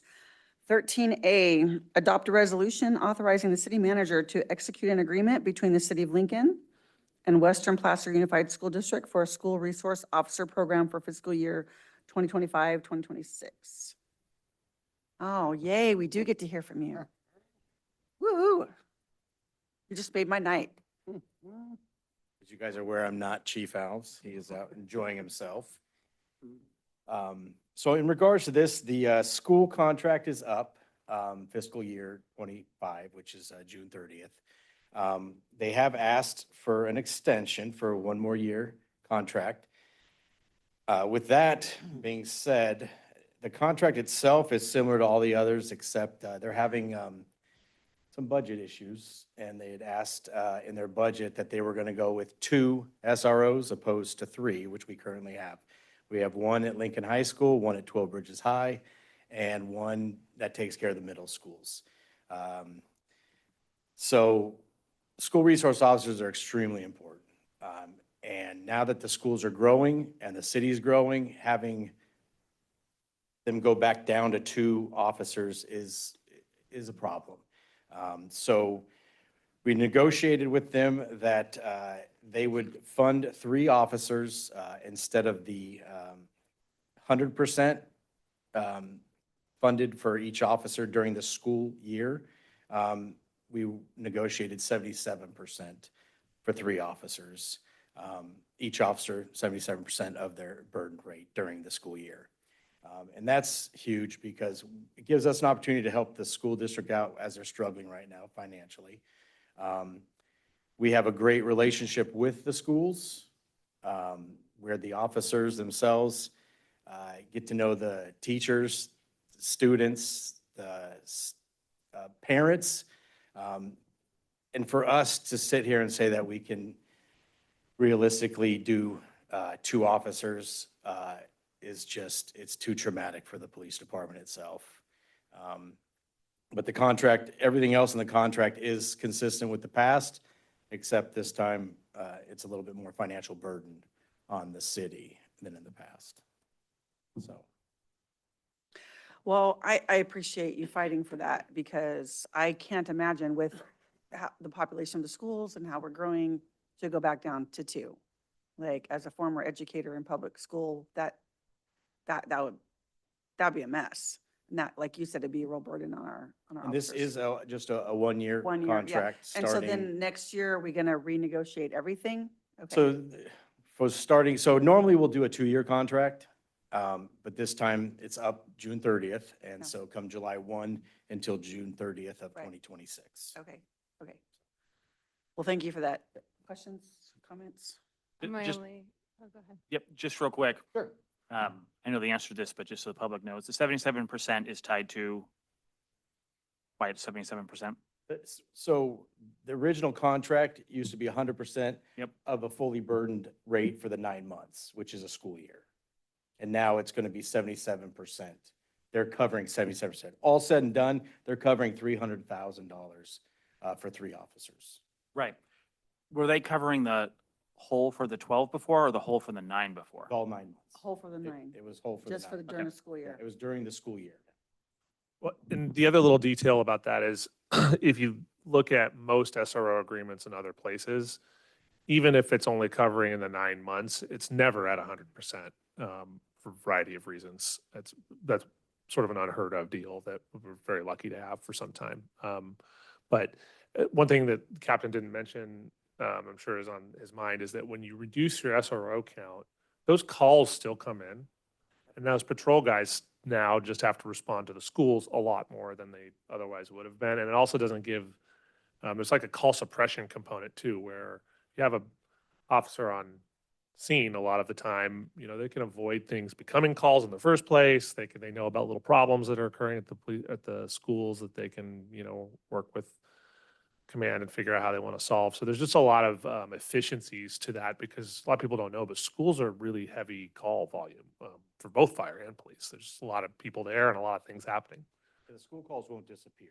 No. We're still going to have to handle. And then if we go down to 2, Right. it also could affect staffing. Right. Because then we don't have that funded third Yeah. position, which then could take away from our current staffing levels. Right. To my point, thank you for fighting for the 3 and negotiating that. I really appreciate It's it. a benefit to the city, it's a 100%. benefit to the school district, 100%. and it's clearly a benefit to the public. Yeah. Yeah, thank you. Yeah. I know I, as well as every parent I know, really appreciates having those SROs, making sure that our school is extra safe. And I know parents would be really upset if we lost that. So I appreciate you fighting for that. And I agree. Okay, I'll open the public hearing. Oh, no, this is No, general business. general Sorry. business. I got in a Public mode comment. and now I don't want to forget. Okay, public comment. Thank you. My gosh, what time is it? Jeez. Public comment on this. Anybody on Zoom? Great, all right. Bring it back to the council. I'll move to adopt. I second. Thank you. Councilmember Reedy, Yes. Councilmember Eklund, Yes. Mayor Pro Tem Brown, Yes. Councilmember Pearl, Yes. Mayor Andriata. Yes, thank you. All right, 13B. Sorry you had to wait all night, Araceli. Adopt resolution authorizing, 1, the allocation of $8,593,936 from the unencumbered balance fund of 2460 to capital improvement project 497 Bella Breeze Community Park Phase 1. Number 2, the city manager to execute a contract with TGR Resources, Inc. in the amount of $7,676,336 for construction of the Bella Breeze Community Park Phase 1, and authorizing the city engineer to approve change orders not to exceed $767,600 and the allocation of $332,760 from the unencumbered balance of Fund 2450 to CIP 497 Bella Breeze Community Park Phase 1, and the city manager to execute a contract with Coastland Civil Engineering for construction management and inspection services in the amount of $33,760. Good evening. Thank you. That was a mouthful. I apologize. Nope, that's okay. Mayor and council members, Araceli Casares, Engineering Manager over Capital Projects here in the Engineering Division. Here again to talk to you guys about the Bella Breeze Park Phase 1 for the, located in the 12 Bridges community in the Western Quadrant. I'll be very brief on the background as this is probably the 3rd or 4th time I've been before you regarding this particular project, but feel free to interrupt and if you have any specific questions or something that I glaze over that you'd like more information. So tonight, as Mayor Andriata mentioned, we're looking for authorization for the allocation of $8.9 million from the unencumbered fund balance of 2460. Authorization for city manager to execute a construction contract with TGR Resources and to authorize a contract for construction management inspection services for said project. Here we have the approved master plan when we came to you in March of 2024. This was approved. We went through the public process, community survey, Park and Rec Committee input, and this is the master plan for the 18.5 acre site that will be ultimately built out at some point in future years here. And what we're here today looking for is just phase one. So just really quickly, phase one has the 2 playground areas that are split, the tot area, which is the 2 to 5 year old, and then the second big kid, as I like to call it, the 5 to 12-year-old play area, both shaded with picnic tables and a restroom facility. There will also be an informal lawn area surrounding the playgrounds, and then the larger centralized field that has the capability to be used as a junior football field, Pee-wee, I believe it's referred to, a soccer field, and potentially even lacrosse field. So it has could have multiple uses. There will also be a perimeter walking trail that will be built along with this phase one. Due to budget constraints, we did pull out any lighting for this phase. That was going to be my next question. No on-site lighting. And the parking lot is going to be gravel, so not asphalt for this phase one. Any lighting for the parking area is going to be provided from the side streets and lights, so no on-site lighting. To talk a little bit more about the fiscal impact, so the total low bid we got was 7.67 million, we'll say. Split that out into larger components and what that cost includes. About 2.1 million for mass grading and site utilities. The gravel parking lot is about 120,000. The hardscape and picnic areas is 1.4 million. Soccer field comes in just under $1 million, so that's including all the irrigation and piping infrastructure. The restrooms, shade structure, playgrounds are 1.7 million. Landscape irrigation, 1.1 million. Side street improvements for pedestrian pathways to continue from the side streets onto the park site are 100,000. And then other miscellaneous, just things that we couldn't quite group into these other areas are about 90,000. So that comes up to your total 7.6 million. We have contingency of 10%, which is standard for our construction projects on this, what we call greenfield, meaning there's no existing conditions out there, constraints to work within. And then we still have the PG&E electrical panel that we have to work through the application service process, and we're allocating about 150,000 for that, not knowing exactly what the fees will be, but having that in there. And then the construction management inspection, 332,000. I will note it's much less than what we would anticipate because we are proposing to use our staff construction inspector or city inspector be full-time on this project. So they're really truly only providing construction management oversight. That's great. So that's what comprises to our total of $8.9 million. And our current fund, Park PFE Fund 2460 balance is about 3 million. So we do have a 5.9 million deficit, and that is projected to be covered by revenues that we are, based on current market conditions, will be incoming permit fees over the next 2 years. And then just, I have one last slide here, and then I'll open it up to questions. Just touch on schedule. Tonight, if we move forward, if you decide to move forward with authorization, we will be able to execute contracts and issue notice to proceed in June, and then potentially begin construction. I should have put late June or July of 2025, begin construction, and then end construction in October of 26. The contract does call for 180 working days with a 90-day landscape maintenance period.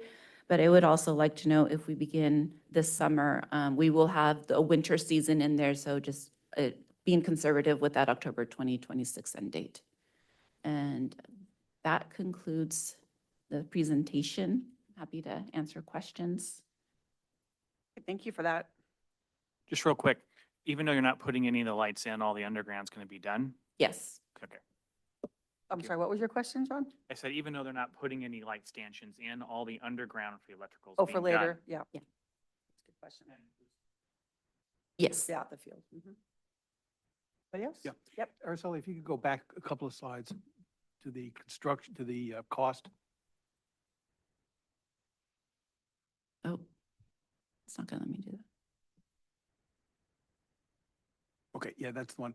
So we're obviously spending a lot of money on infrastructure, and we're getting a soccer field, the restrooms, and a couple other small things.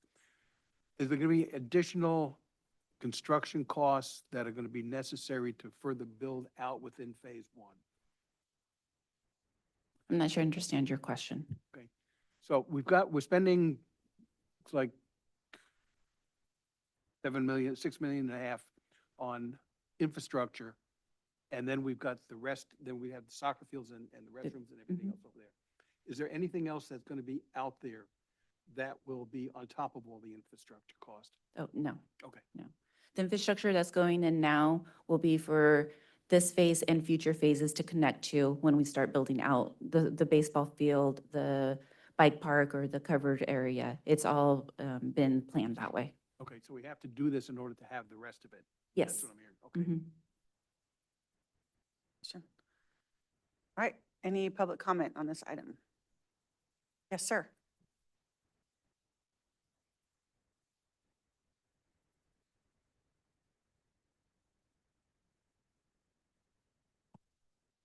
Good evening, Mayor, Council. So let me start. Parks in general, I think, are great. Sean and I were just talking about parks at the end of last meeting. But I also believe two things can be true at once. And one of the first meetings I came at that I spoke at, I made a comment, halfway joking, that the city was spending money like the neighbor that has the blue tarp protecting their roof. But they just can't stop buying that Tesla or that iPhone. And this is exactly what I'm talking about. As great as it is, this park is a luxury. And we've had multiple conversations in these meetings, in these council meetings over the year or so I've been coming here, that the city doesn't have the money to maintain the infrastructure we have. But we have almost $9 million to build a park that is going to then add to the maintenance cost that we don't have. So yes, I think parks are great, and I'm all for parks usually, but we're spending money like an 18-year-old kid who got a credit card and doesn't realize you got to pay that back. Like it's mind-boggling to me that we continue to have these conversations about resources we don't have, but we're adding to resources that are then going to take up resources that we don't have, or adding infrastructure, sorry, to take up resources that we don't have. That's it. Thanks, I appreciate that. You want to respond to that? Yeah, Sure. like about the history. So let's split this into two sections, right? There's the cost of building the thing, which people that live in 12 Bridges, well, not just 12 Bridges, but in particular 12 Bridges, have paid already to have a park delivered in their neighborhood. And I'm surprised he's not online tonight, but there's a gentleman that On is vacation. in the 12 Bridges area that was particularly, has been a particular advocate for this. And his key point is that you can look in most other areas of Lincoln, almost all other areas of Lincoln, and there's a park of some kind within a reasonable walking distance, not across major roadways, to where you live, somewhere relatively close, except here. And so that's one of the problems, is that the construction dollars that have been generated and will be generated to fund this park were paid with the promise that we were going to deliver a park there. Jason is absolutely correct that it adds to the maintenance burden of the city. As a matter of fact, it adds to the maintenance burden of the city by about $40,000 per acre per year. With that said, this is the last regional park that Lincoln, the city of Lincoln itself, will ever build. The council changed the policy years ago that moving forward, we're not in the park building business any longer. And actually, there's even been some discussions about when we have parks designed, what you'll see in different areas is a different kind of park. So I would encourage people to go out, check out Dr. Nathan Dubin Park is a really good example of it, where you have a section of it that's kind of classic park, and then the vast majority of the rest of it is kind of more open space trails, meandry experience, which is much less expensive for us to maintain and keep up to standard. So we're changing a little bit of the design criteria to that. The problem, though, is that affirmative commitments have been made now for 20 years to deliver a park here. And now that area is fully built out. If we could go back in time, we sure would have liked to have made a decision similar to this, where you may be making sure that you're going to be funding this based on development that you anticipate happening in the next couple of years. But what you're not doing is you're not waiting 10 or 15 years to build up that bank account, then build it, which of course, by the time you do that, it costs 2.5 times as much as you thought when you started. So it's really a predicament that no one here, I don't think, is overly thrilled about. I don't, when Nita and Araceli, I think, brought to me that we were going to have a gap, I wasn't super excited about that idea. But on the other hand, when you make a commitment as an organization, even if you weren't the organization that made it, you still have to kind of own up for it. As far as it relates to the general comment about maintenance, each one of these homes, every single home that you see that's building in Lincoln, almost without exception, I'm trying to think if is there an exception to the 1801 or 2 that you can think of? No. Every single one of, For residents. yeah, every single residential home that's built in Lincoln since 2019, essentially, is paying a specific fee on their property tax every year for regional park maintenance. That means McBean, it means Foskett, it means Jimenez, and it means Bella Breeze at one point. So can we afford to maintain it on a yearly basis? Yes, we can absolutely afford. The financial instrument has been designed to be able to cover that maintenance. What I think the bigger concern is how long does it take us to generate enough to actually finish this park? Jimenez is 3 phases in and there's still 2 to go. So that's the real rub here, is that these folks in this neighborhood would probably be very excited about getting a park, at least initially. And then you can guarantee that in a couple of years, you're going to say, hey, there's half this park that's not even built out. What about a pickleball court? What about whatever the amenity of the day is? So we'll have to tackle that at a different point. But nothing he said is factually incorrect, except for I would just quibble with that. I don't think if the credit card analogy really works. But what you could say is that there's concern about putting ourselves in a position where we're squeezing other parks out because we can't afford to maintain them all. That happens for sure. But when it happens, the community makes a different decision as a community about, okay, we're going to accept a lower park standard. We're going to, during the recession, I was ordering public works teams to wait for the grass to get up to 18 inches before they went out and touched it.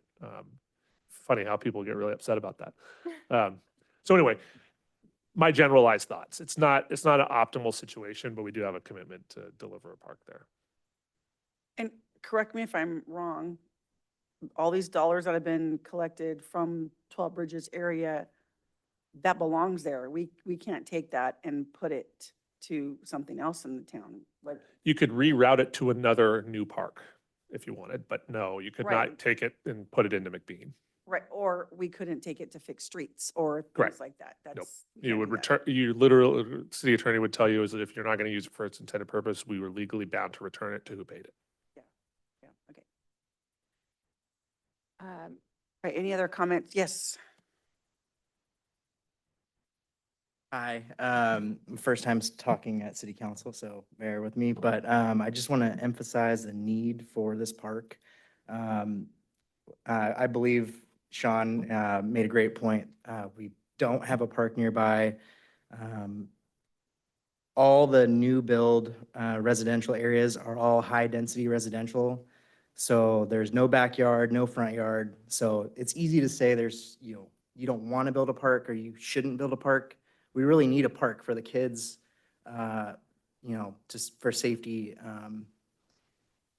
Playing inside the streets is not a safe place. I think all parents can attest to that. They need a place to go play. Another note is, the housing apartments that were being built are also 3 stories. No park for there. There may be a small one inside the apartment complex, but all these families that are moving to this area for the great schools need a place to play. This is extremely important. for the safety of the kids. And yeah, I just want to emphasize that this is a park that's needed, not that we don't want it. Thank you. Thank you. Is there anybody online that wants to make a comment? Okay, anybody else? Okay. All right, close public comment, bring it back to the council. Any other? Yeah, I Question- just yeah. want to say again that I appreciate your explanation and I was hoping, I mean, I thought we were going to dive into that anyway because I know that it is confusing for a lot of people. It took me some time to understand the history of why we don't have a park there and the frustrations of people that live there and have been paying for it and wanted it back when they had little kids and now their kids are graduating high school. And so I agree. I feel like we really do need to honor that commitment. And I appreciate that we're doing that. And we're also not putting ourselves in this situation again. So we're learning from past mistakes. And I agree with the gentleman that just spoke. It is very important for our children. Parks are really, really important to some people, and they're just a little important to other people and not important to others, just like everything else. But outdoor space, it's healthy, it's good for our mental health, our physical health, and some of the best memories that I have with my daughters were at our local park that we were lucky to live by for a while. So it's frustrating that this isn't going to be able to get built overnight, but I appreciate the fact that we're making good on our word and we're getting started, hopefully, and showing that it's going to happen. And the most expensive part is sort of not sexy, and it's the infrastructure, but it's important. And so I just hope everybody understands that when they see it's not this amazing thing right away or for a while, it's the most expensive part, but it's kind of invisible. Good, thank you. Else? Yeah, I just want to, I want to echo, I appreciate the fiscal responsible comments. And I would, share your conclusion if the funding source for this wasn't through the mechanism that it is, that's dedicated to a park and has to go to a park. And this is the place where we need one. And also the maintenance would again be a concern if it was hitting the general fund, but because we have a dedicated funding source for it for this specific purpose, I'm very comfortable with the obligation of it. And I feel the community, for all the reasons stated before, we need to move forward on it. But I think it's both an obligation and being done fiscally responsible. So I support moving forward, but I appreciate the feedback for sure. Sure. Okay, all right. If there's no other comments or questions, take a motion. I would like to make a motion to approve. I'll second. Thank you. Councilmember Eklund. Yes. Mayor Pro Tem Brown. Yes. Councilmember Reedy. Yes. Councilmember Pearl. Yes. Mayor Andriata. Yes, thank you, Araceli. All right, item 13C, receive a report of proposed fiscal year 2025-2027 budget, capital improvement overview, and new positions. Hello, Nita. Good evening again. So I have to come over here since I'm doing a PowerPoint.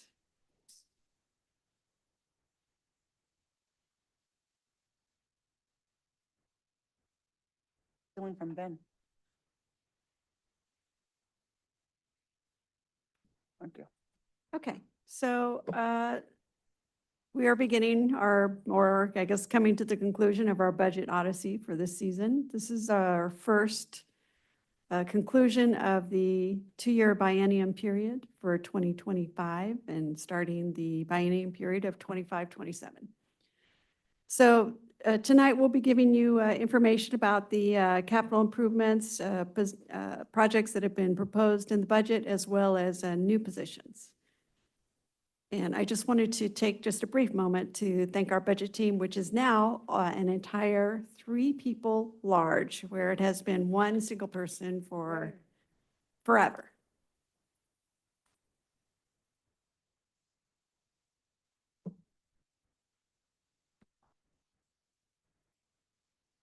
With that, we're going to start with the positions. So you can see that we have several positions recommended to be added to the budget.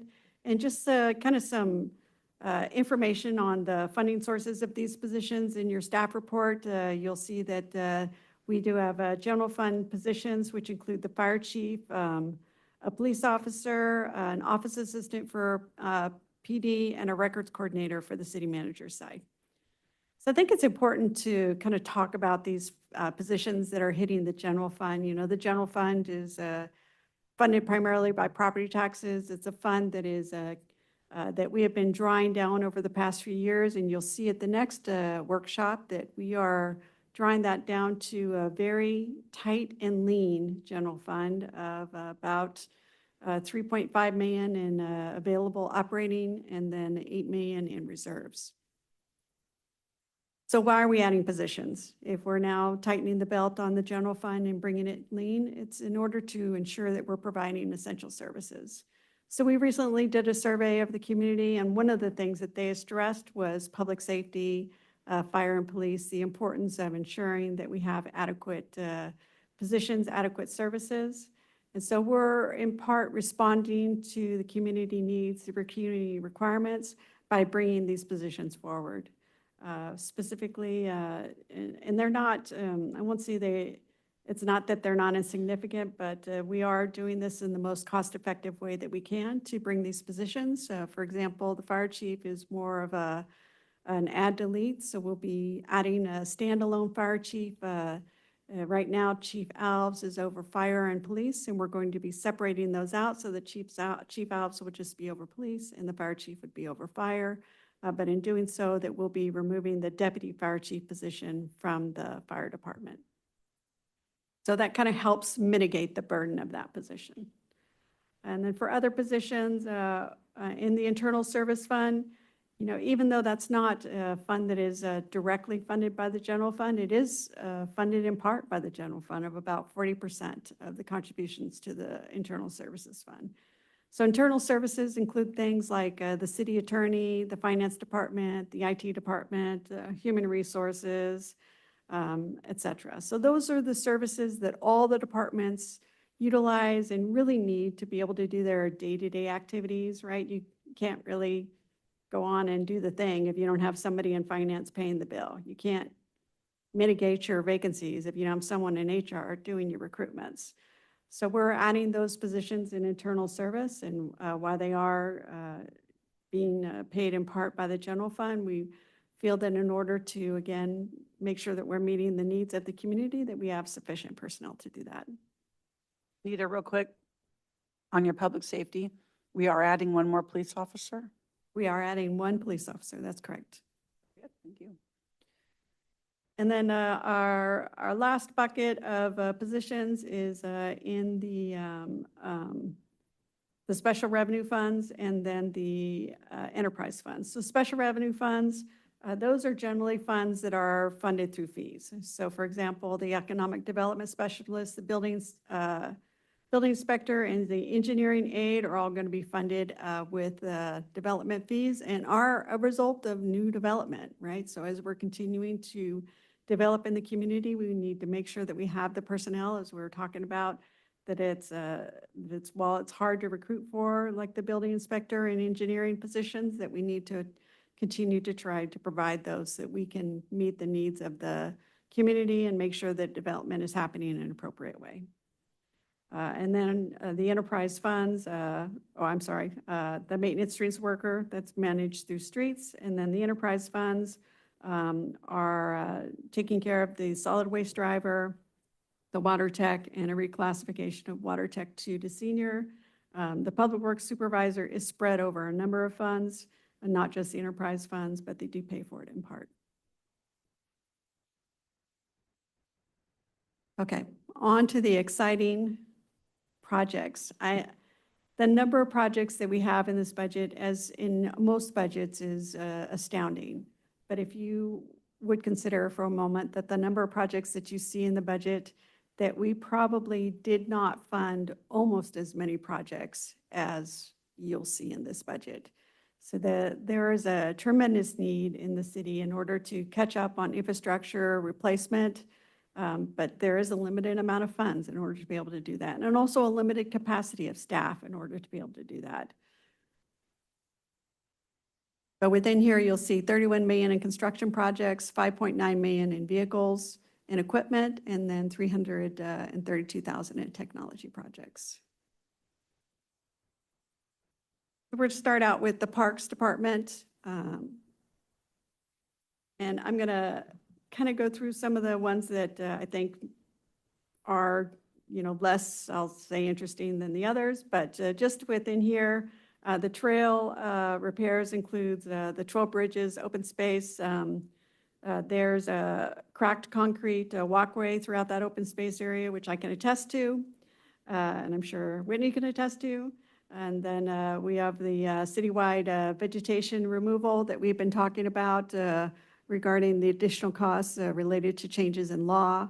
And then the oak tree planting, we are continuing to draw down that fund. And with this project, I want to say the oak tree fund will have less than $100,000 remaining in it in the fund balance. So that's been kind of a long-term attempt to utilize that fund in the way that it's intended to be utilized. For streets, let's see here. So we have our typical bicycle infrastructure projects. Kind of in the big ticket items here is the Ferrari Ranch UPRR crossing. That's an ongoing project that we're continuing this fiscal year.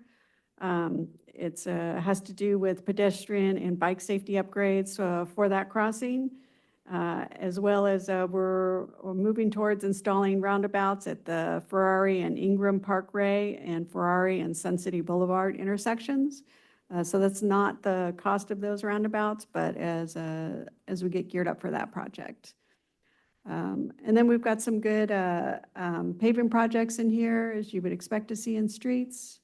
We are, as you can see, doing 9 lane miles of road sealant for $560,000, and also continuing our year-over-year ADA transition plan. I do want to point out a bit belatedly, apologies, that the items you see in white are year 1 of the budget, and the items you see shaded in green are year 2 of the budget.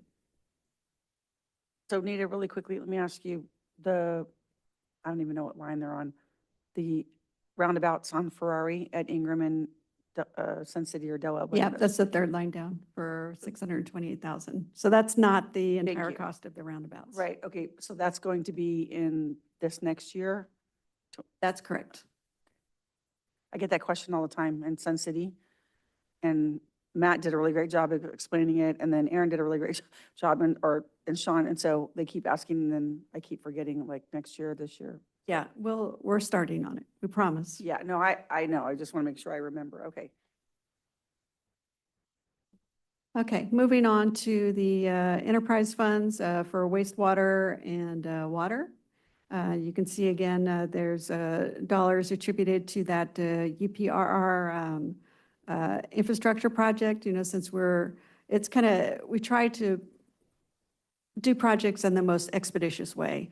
So if we're going to be doing a big rehab to a street or an undercrossing or what have you, a signal installation, we want to take a look around and find out, do a quick assessment of what additional projects that could happen at the same time while we have the street torn up.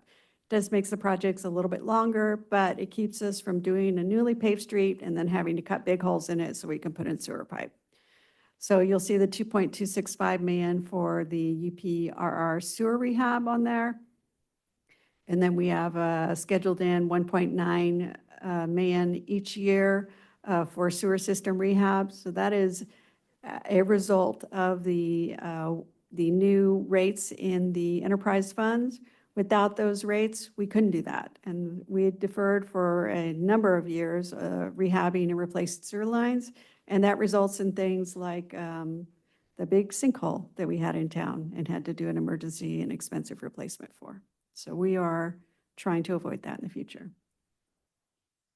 And then in water, we have some really good water rehab programs, again, replacing aging lines on L Street M between 5th and 6th, and then D 5th and 7th Street for, between the two of those, over $7 million.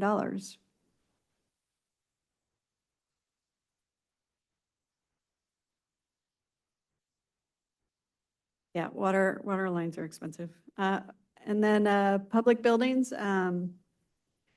So we have some interesting projects in here, or actually, not probably the only one that has sparked interest is the rehab of the second and third floor office space for community development and engineering for a total of $1 million with $150,000 in year one for design and engineering and $920,000 in year two for construction of additional office space. As we bring more staff in, as we try to right-size our departments, ensuring that we're meeting the needs of the community, sometimes that necessitates a change in the configuration of the office. And it is challenging to do a remodel project for an additional or for an existing building. Anytime you're trying to do anything in an existing building, it seems like it's always 3 times more expensive than if that had been foreseen when the building was originally constructed. So I'm looking, is the council chambers remodel in here anywhere? No, ma'am, it's not. So we're not doing that? We have not received direction yet from council on which particular option they would be interested in moving forward with. Yeah, there's a couple other criteria that when Roland, who is our engineer that's working on that project, had the 3 options basically that about what we could do about a chambers. All 3 of them were significantly more expensive than the bucket that had been saved for a long time for that improvement. And so we haven't retreated from the project, but we thought, okay, we've got to rethink this because we can't afford to do really what the council wants to do. So we've kind of gone back to the drawing board on that. It's not the CIP hasn't been iced or anything like that. We want to make sure that we don't bring you something. I guess the best way to explain it is it's different than the park project in the sense that we never made a promise to a specific group that we were going to deliver that particular service. We do have a chambers, even though it's not really what we'd want. But we want to make sure if we're going to deliver a chambers, we only really get one opportunity to get it done correctly. And if we're short on budget, then we've got to go back and value engineer our way out of it. And I think the same could be said for this remodel project in community development. While it's not, it's needed but not essential. Okay. Don't throw anything at me then. Okay. All right, and then moving on to the airport, we have the scheduled crack seal of the apron and as well as some rehab of the runway. For drainage, nothing too exciting there. Your typical storm drain replacement and rehabs, as well as some work on the Meadowland ponds. And then in transit, just some minor park and ride transit improvements. Okay, I'm apologize in advance for this next slide, because we have a couple vehicles that we're buying this year. In fact, we have 2 slides of vehicles that we are buying this year. Okay. So as you can see in the general fund, we'll kind of go by totals maybe. In the general fund, we have about 479,000 in vehicles that we are purchasing. And some of those are on leases. As you can see, the smaller dollar amounts in the middle-ish for the Equinox lease for a PD and the Corrado, I can't say it, the Corrado lease also for PD.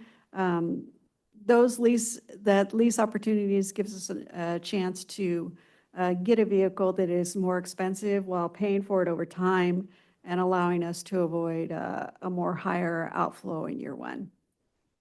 But then there are other times where it makes sense to purchase a vehicle outright, such as the Dodge Durangos. And while that is a lease, it does require higher upfit in the year one. So even though it's a lease, we still have to pay a greater amount to get all the lights and sirens because they don't come that way right out of the factory. They don't? And then up above Police that, car factory? yeah, we have a couple of leases of electric vehicles for 9,500 and 9,400. Again, working to meet the state's mandate that we purchase a certain number of electric vehicles every time we purchase a vehicle that is heavier than that. And then other funds that. Let me ask you a quick question about that. Is that a state law specifically for municipalities, or was that the ban that the governor put on, or the ban on gas in 2035? Is this different for municipalities? I'm going to let Matt answer that. Yeah, I'm watching closely all the federal legislation and the waiver removals from the EPA. Unfortunately, this has not impacted Advanced Clean Fleet. It did impact the 2035 EV mandate. That's been eliminated. Yep. It also eliminated the Advanced Clean Trucking, which would require trucks doing commerce entering the state and exiting the state. That's been eliminated. Right. But the governor and CARB still are planning to implement the state and local government Advanced Clean Fleet, which requires 50% zero-emission vehicle purchases. So in this budget, you can see, I think we have 11 or 12 Ford Lightnings, which is our less expensive way of complying. So if something changes, or let's say CARB is defunded to the level where maybe they decide to postpone that program, we can audible. But right now, that 12, or the Ford Lightnings are effectively on this schedule so that we comply with Advanced Clean Fleet. But in subsequent years after beginning in 2027, I believe the mandate's 100%. So a lot of those heavy vehicles that are over 8,500 pounds, there's not even, available vehicles that meet that requirement. So I'm very hopeful that there'll be some kind of deferral, of a year or two or something to let the industry That'll just catch get up, changed. or CARB's completely eliminated, one or the two. But yeah, we are complying with the state requirement. Go ahead, sorry. Yeah, that's no problem. And the other thing I would point out is that the city is very far behind in its vehicle replacements, that we have a lot of vehicles that are old and requiring a great deal of repair, and we are still trying to play catch up in replacing those vehicles, because on one hand, you're like, some might say, oh, I don't want to see the city driving around shiny new vehicles. On the other hand, would you like the city broken down by the side of the road when you want them to come provide service for you? So we have to balance that. And then, all right, moving on, last slide of vehicles. So in here, you'll see a couple of bigger purchases, both for new garbage trucks. And you can see that there's a $1.3 million expenditure for a garbage truck out of the PFE fund. So again, PFEs are dollars set aside directly as a result of the impact of new development that we talked about earlier. So as more houses are built, we need more trucks to be able to run garbage routes. And so this truck is coming directly out of PFE as a result of the analysis of needing a new truck based on number of homes within the city. And then we are replacing 2 autocar sidewinders. I take that back. There's 2 in PFE and 2 in our regular fund. And those, again, are just replacing our aging fleet of trash trucks. Okay. Last slide, I swear. And then for technology, we just have a few projects within the IT department. We are doing some fire department technology upgrades, and that is to modernize the fire station alerting system and apparatus technology. And then as for the customer maintenance request app is an online interface and reporting tool that would be spread across multiple funds and allow the public to interact with us in a more, probably a more efficient manner, at least from that perspective. And then finally, we are doing an upgrade to the infrastructure. And with that, I am happy to take questions, comments, adjustments, etc. Okay, thank you. That was good. Mayor, if I could just add two little details she didn't mention. This is something that we put forward as what we see as like prudent investments today. Aside from maybe a couple of CIPs, I wouldn't say that there are any that I think are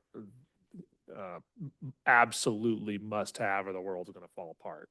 But if you're thinking about whether you can do something today and save money tomorrow, that's like how we evaluate a lot of the projects and requests that we get, whether it be staffing or otherwise. But I will say this, we don't have exact figures, but I would estimate over 80 to as high as 90% of personnel requests that were given to this budget did not pass my, first layer of defense. So that gives you a sense of scale that when your department heads are out there requesting staff, I tell them, give me an idea about what you need today, now. How could you be fully staffed, providing the best possible service for the community? And then whatever they say, we go back to what our fund balances look like and we cut down from there and we prioritize. And same kind of goes for CIP projects. Our experts tell us, here are the ones we think are the most important to do for whatever reason, and then everything else below that, and we slice down to sort of the list you see here tonight. That's kind of how the process works behind the scenes a little bit. Great, thank you. Okay, questions, comments? One just interesting note for the public, the CIP number, there's a number at which the number is a previous one being carried forward, just so the public knows, and there's the numbers that says these are new. So that's correct. So if we have kind of 3 classifications for CIPs. So there could be a project that does not need any additional funding that will be not displayed on this because it doesn't require any council action or interaction. It has been previously approved and will be included in the next budget. There are also CIPs that are from a previous year that require additional monies. And those, I want to say, are the ones that are under 698, 697, somewhere in there. So anything with a number higher, lower than that is a previous CIP that needs just additional money. And so that requires council action. And then everything that is higher than that in number scale is a brand new CIP. And then we also have a class of CIP we call for future years, which are all the CIPs that were submitted by department heads but not approved in this budget that they may bring back for reconsideration in a future year. Okay, anything else? I was just thinking, again, for the public, the $37 million that we're talking about here, over 2 years, certainly. But of that, probably 35 million is almost like below the surface. They're not the least sexy things that you can possibly have, water and sewer lines, but you absolutely need them in order to have a functioning, city. And so while it's a lot of money that you can't directly use, we need it. And so it's just a matter of, you just have to go through and just say, yep, part of living. Mayor, I won't interrupt again, I promise, but just one other little thing that it's like a budgeting. You're allowed to interrupt, it's fine. Okay. It's a budgeting truthism that has served me pretty well. I worry about reoccurring costs. That's what keeps me up at night. I don't worry as much about one-time projects and capital expenditures because as Councilmember Pearl said, they're typically saved for a really long period of time. They're usually your meat and potatoes things that are really, really expensive. But a budgeting person, a few budgeting experts ago in my career, who was at the end of his career, he said, you never want a scenario where you're not employing the resources that are given to the city through whatever method to get the thing done that you want. Because what people then say is they look at a city budget or they look at a city account and they say, geesh, I don't know, I think we're kind of getting overtaxed or not seeing the dollars that are put forward for the thing being spent on the thing. So on the project side, it's really important because it's easy to hoard some of these funds, and before you know it, there's quite a bit of money in there, but it does no one any good sitting there. It only does anybody any good if it's employed out in the public. All right, is there any public comment on this item? Anybody on Zoom? No? Okay. All right, well, the budget saga will continue next meeting. Yeah. I know you're all excited about it. So we'll take a motion in a second. Let me make one comment about the question I asked a second ago about the council chamber remodel or whatever. Certainly, we don't want to do a huge project like that if we don't have all the money for it, because it's not, something that we have to do. So maybe let's look at it in a different way, a little scaled down thing. Okay, so even if we have to stay in this room, there is enough money in there to build a nice dais up here to reconfigure the room to make it look more professional. Because this is fine, like it works, right? But, and I'm not a person who's like keeping up with the Joneses. I'm really not. That's not how I live my life. But when you look at Rockland's council, Roseville's council, like their dioceses are nice, their council rooms are nice. And we've limped along with this for quite a long time. And so we need to at least look professional. And I think that we could take what we have, if you guys are remodeling upstairs for more office space or whatever, however that works, we could take this room or even knock out one wall or whatever and not have the huge remodel where we were going to move downstairs and all that, but we could do something different here that looks more professional and more functional. So that's just a thought. We still have a little time. We'll look at Okay. some of the feedback we've received on the budget and see, there's probably some aesthetic and also little functional things that we could do in here that wouldn't cost very much at all. That would make it a nicer space for everybody. Yeah. Yeah. That's what I would like to see. Okay. And I would just say that this is just a workshop item, so it does not require Oh, a it doesn't? motion. Okay, great. Perfect. I wasn't sure if you needed us to say we can keep moving on or. Great, awesome. So one quick thing for you. Yes, no, Yeah. go ahead. Just two things. One, I'll piggyback on the CIPs. I like the idea of being more conservative and potentially taking a more, the 1.1 million for the second and third floor seemed a little high to me. And maybe looking at that whole building as figuring it out as one project versus a whole bunch of small ones and what efficiencies would be there. On the reoccurring, I kind of go back to something Sean said about one-time versus reoccurring related to the staff positions. And there was a huge amount of cuts to get to the number that we have, particularly, and I'm most sensitive to the ones relating to the general fund because that's where we have some pretty significant revenue constraints there. We get it from sales tax, which is largely determined by our community, both on its rate and how much they spend, and then the property tax, which the team is working on trying to see how we can make that a little bit better for us, but we need some time to work through that.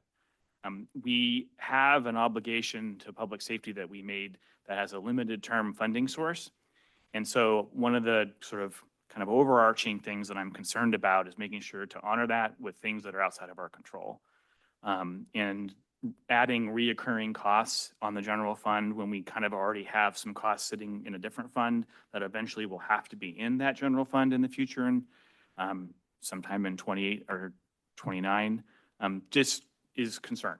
So the extent to which we can finagle, and I know we've already done a lot of that as it is, finagle the timing of some of those positions, particularly the general fund, would be maybe potentially helpful to buy us some time as we get a better picture on our revenue side over the next 12 months, if that's something that we can consider doing. But I just want to kind of level set some of those longer term things that are like said in here. Good, thanks. Anybody else? Okay. Thank you, Nita. Appreciate it very much. Thank you. And to your staff. Thank you. Yeah, all three of you. Oh, that's great. Okay, item 13D, Emergency Operations Communication Plan Update Presentation. Chief Mejia, you are just becoming a fan favorite around here.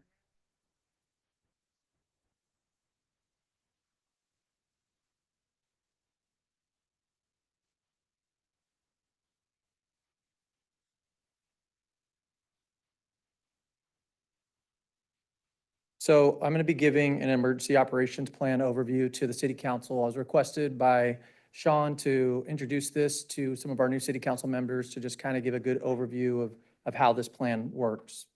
So some of the objectives we're going to cover tonight is, again, I'm going to go over the purpose and structure of the Emergency Management Organization, the EMO, how the EOP aligns with state national requirements. I'm going to discuss the 4 phases of emergency management, go over the EOC activation levels and operational structure, and then go over some roles and responsibilities during emergencies. So the purpose of the EOP is first to establish the Emergency Management Organization, which is going to be the things that start to kick into place if we ever come across an emergency within the city of Lincoln, small or large scale. Really, it comes down to our initial priorities, which are going to be to protect public health, safety, property, and the environment. This is going to be a coordinated response. It's sometimes can be just within among the city. Then it can reach out to the county. If it's big enough, it's going to go state and go federal. And really, it's going to be a guide that's going to help us with our operations through preparedness, response, recovery, and the mitigation phases. And what it's going to do is it's going to follow the emergency management standards. And so there's different standards that we utilize when we're going to activate. And it's going to be first the California Standard Emergency Management System, which is our SIM system. Next, it's going to expand out to the National Incident Management System, our NIMS.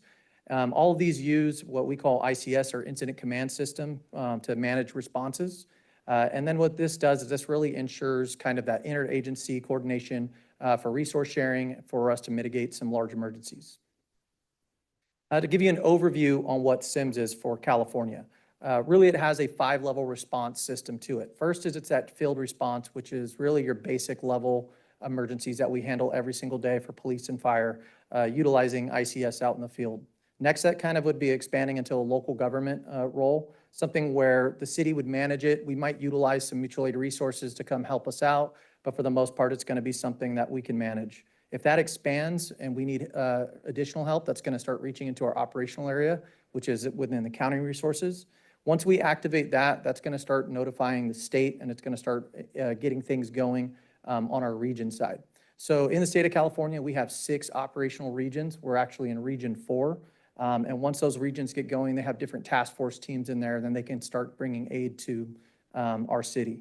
If it is large enough and it's requiring that, then it would bring in state resources. For the National Incident Management System overview, this is really the nationwide framework. This is really where FEMA gets involved. Really what it requires is that we utilize the Incident Command System. It really is the thing that kind of networks all of everything from state to state, county, and city levels. It's going to have identify standard roles, procedures. It's going to have standard terminology that we use. And all of this is going to be required for us to receive some sort of federal disaster funding if this thing goes big enough that we need FEMA's help. So just a little overview on the Incident Command System. This is really how we manage incidents day to day for police and fire. It's really a system that's allowed to be scalable for any size incident. We'll use it for very small incidents, but it can also be expanded for these large wildland fires that you see across the state.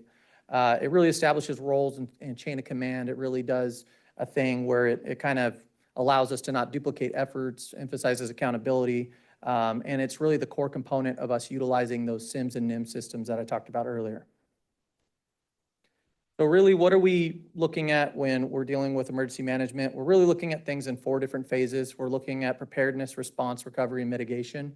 Really, mitigation and preparedness are the 2 things we want to start before an incident happens. We want to try to identify any sort of risks or hazards within our city beforehand. Then we want to start implementing preparedness efforts like planning and training to see that we're ready for these, much like what we're doing currently right now for the wildland season. So we're gearing up to already identify some areas within the city that we have maybe some concerns about, and we're starting to gear up with our training to match that.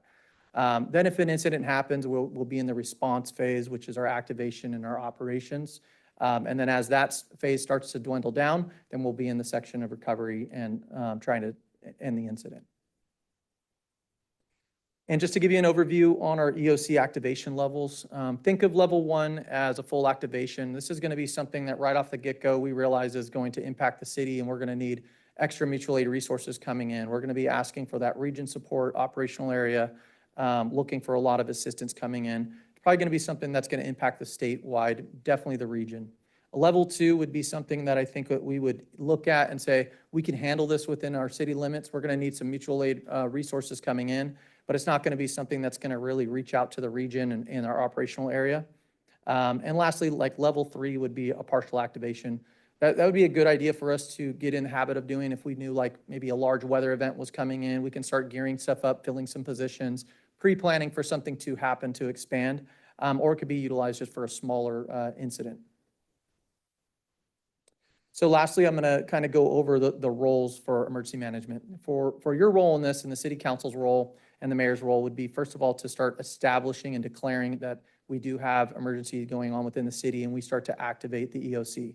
From there, the city manager would turn into really the director of emergency services, which would start off this whole emergency management organization. We'd start filling out some of these ICS roles that we would need.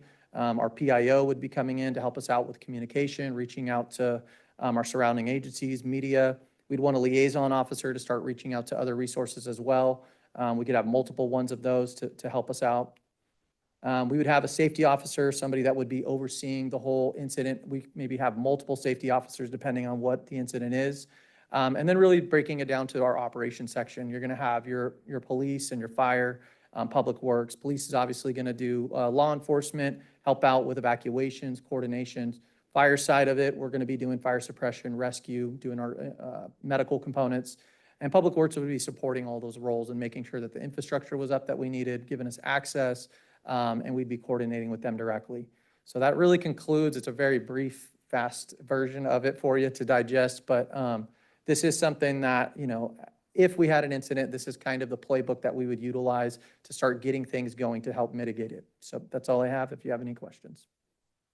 Thank you, Chief. Appreciate that.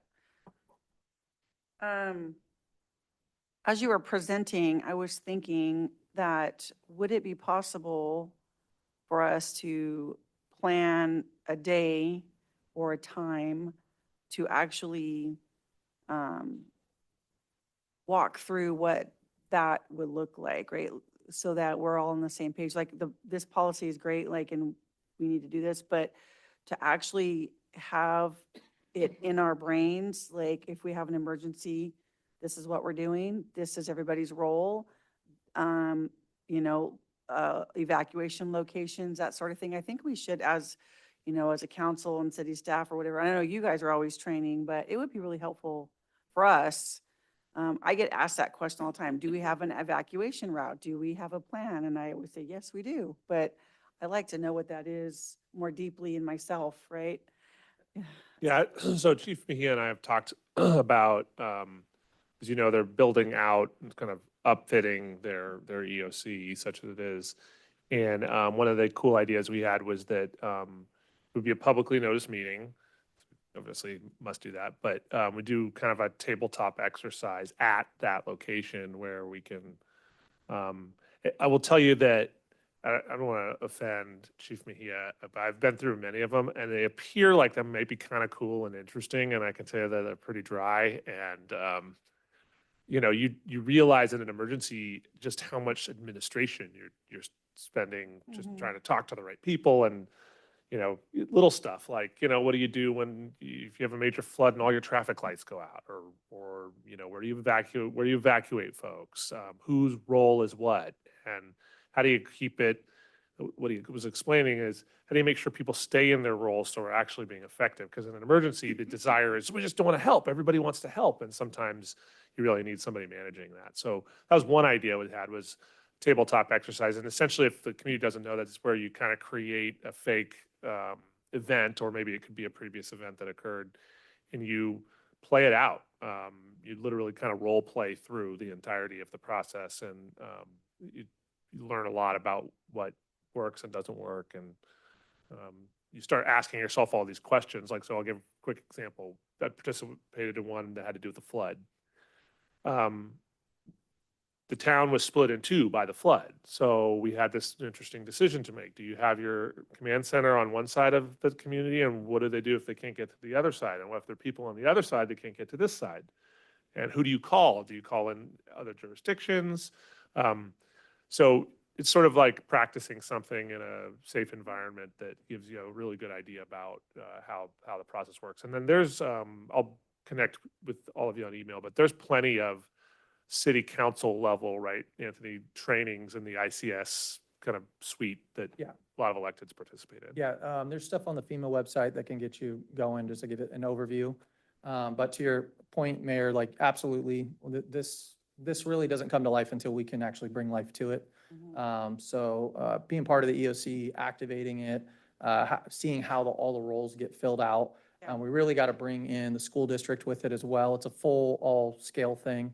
But this takes levels to kind of get there. And once I think we go through that, and that's the plan, is to start step by step getting to a point where we can do full-scale drills. Great. Because, former Mayor Paul Joyner can tell you everything that they did during the tanker fire, right? Like, it all worked out really great. And it was scary for a few days, but they had everything on. That was years ago, right? Like, most people here don't remember that or weren't part of the, it's like, so I would really like to have that, training. So, but thank you for that. So any other questions? I or- was just seconding your comments. I was Yes. trying to keep up Yeah. and then map the theory to the actual. So it'd be really helpful to have that second step Yeah. for me. Barry, I think it's always good to be prepared as much as possible. Okay. I had, a couple of years ago, two of my friends were involved in an aviation crash and both died. It was, we were up at Truckee, and just what happens when all of a sudden things go south and you don't have a plan is scary.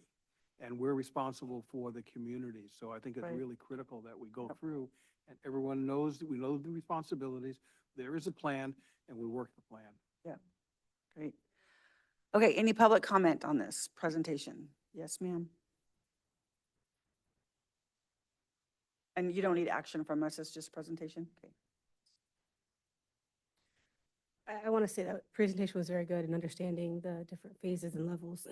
Nita had mentioned that there was in the next 2 years, a maintenance app that is on the roadmap for capital improvements. And that sounds like it'd be a great place to push information to the public and any kind of emergencies or information. I don't know the plans for that, but I think that one of the things that happens is that we don't tell the public of what might be going on.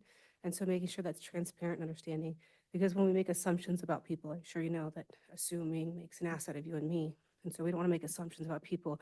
And so understand the collaborative effort in regards to the schools, the city council, who's in charge. I think that I learned that there's a lot of retirees that served our community here. And so you get to be a lot of chiefs and not a lot of Indians. And so understanding who's calling the shots and how do we follow direction. I think everyone wants to follow direction, but when you know what to do, it makes a big difference. And so I think you mentioned being a teacher in the fire drills, active shooter drills, and things of that sort. So I really support that idea, and I hope you make it executed. Thank you. Thanks, Stella, appreciate that. Anybody else? Anybody online? No? Okay. Yeah, no, I was going to bring it back to you. I've wanted to do this for a little while, and so this presentation, if we can, like to have that accessible for, maybe on the web, I don't know if we have it on the website or not, or if we can kind of put it there, or maybe once we get a packet put together, or once we've kind of run through it, have it accessible for the public to say, hey, have one, or and we end up getting some maybe feedback or just a way that we can communicate to, oh, wait, we do have it, here it is here. And then if they ask questions, then we can.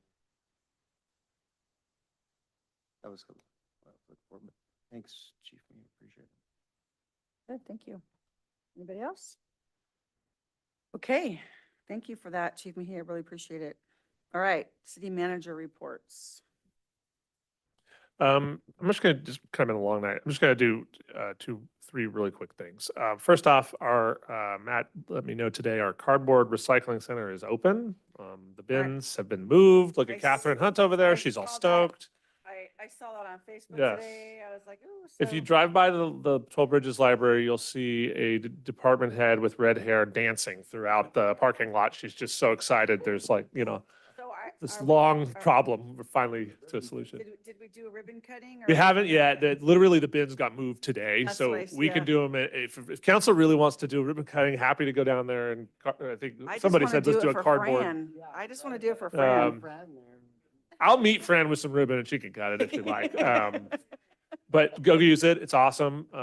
And really cool kind of collaboration between the school and Catherine's department and engineering. They really figured out a solution to a problem that had been an issue for a long time. So So my question to that is, so where the bins used to be, now they've moved them, have we painted new parking spaces there yet? Or we still have to?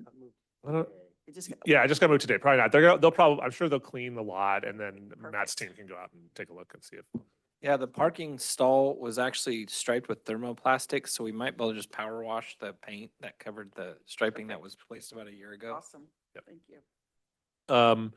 Also, just a little clarification, the Ferrari Ranch Road roundabouts construction is probably late. It depends on design, but we're probably looking late springish, summerish of 26. Yeah. So I know the Sun City residents ask about that every time. Roundabouts are really tricky because while they're better long-term and lower cost or lower maintenance at least, they're a tricky engineering experience because every one is a little different than another one. And then the third is that we're going to have a number of items on this next meeting, but we're going to try to actually keep the last meeting of June light-ish because everybody's exhausted in the budget process, and that will be the night where you're really, seeing the very final product. You'll get a lot more information at our next workshop, the following one. But if one of the next two meetings seems a little lighter, that's by design. We'd like to, it's literally our roadmap for the next 2 years, so we don't want to screw that up if we can avoid it. And I think that's all I've got. Great, thank you.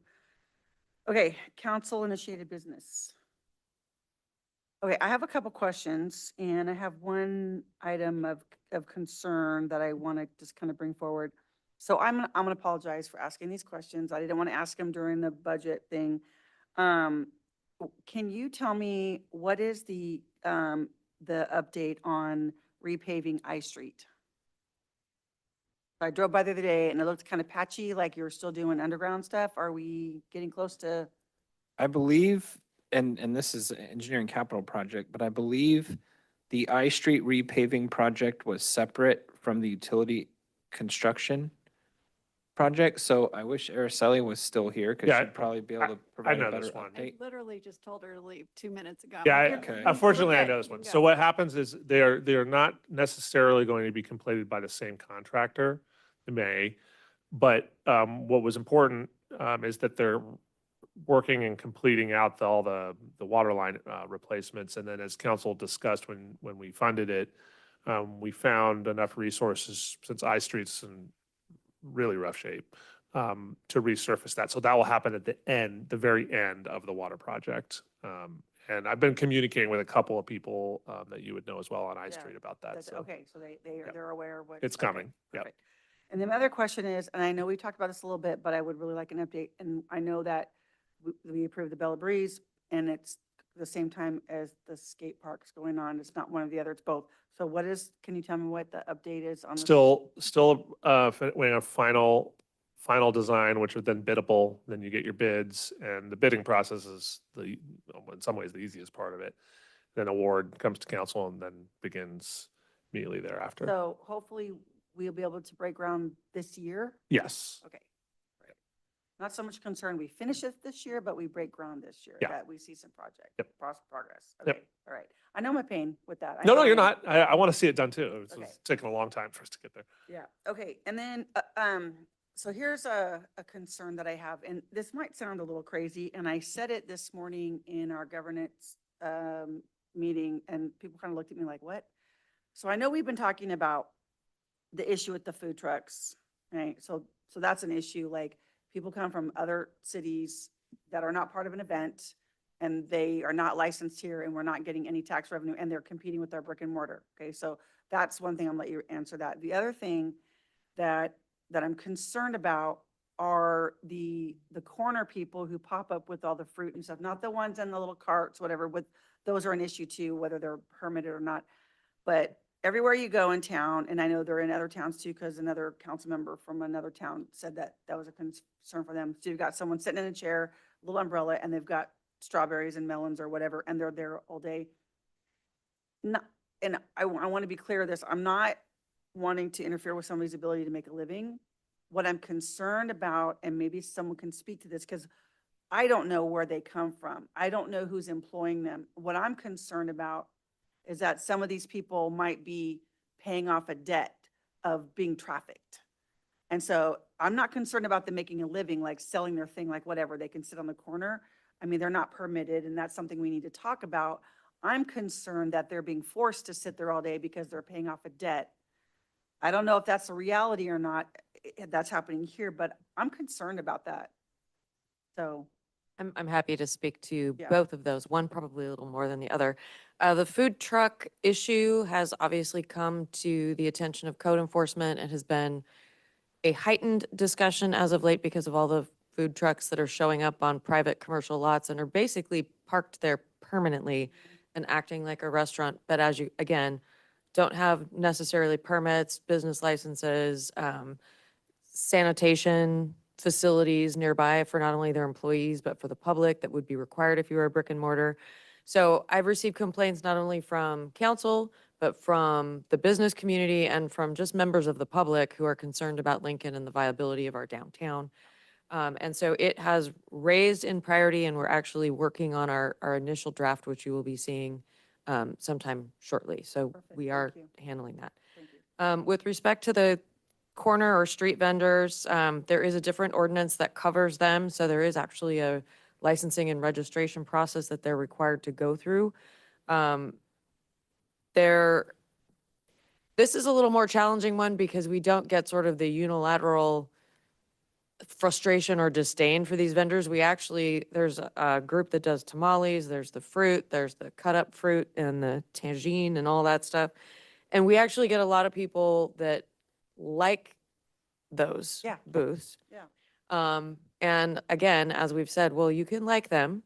There is a process that they have to go through, and you still can't just have open food sales out and comply with any of the public health and safety regulations. So there's things that they can do to make their operation legal. They most of the time just choose not to. And then a lot of them, like with the tamale sales and that kind of stuff, just doesn't, they're not using a commercial kitchen or, to prepare the foods. So that is a concern. I will tell you that anecdotally within the code enforcement community, there is a lot of conversation about the facts that these types of small businesses, we will call them, have sort of found a niche with individuals who unfortunately are bringing people into this country not following the rules. And that has been a concern for code enforcement. A lot of individuals who don't speak English, so there's a real communication barrier when staff is trying to communicate with them and educate them on the process. I don't know if we have any actual statistics. I know that this is a bigger issue when it relates to massage parlors, which is why we had that ordinance revision a few months ago. So Chief, I'll defer to you if you have any better information or intelligence on those types of corner street vendors. So a couple years ago, well, probably like 3 or 4 years ago, we were heavily working on trying to figure out exactly what was happening. And it seems like there's one person that drops a bunch of different workers off at different locations with different types of fruit. It kind of depends on the season. The problem is when we do contact them, it's not so much a language issue for us because we do have some Spanish-speaking officers, but it's the honesty. They don't want to speak. They don't give us correct names. We've always were led to believe that it was because they were possibly paying off a debt to get them here into the United States.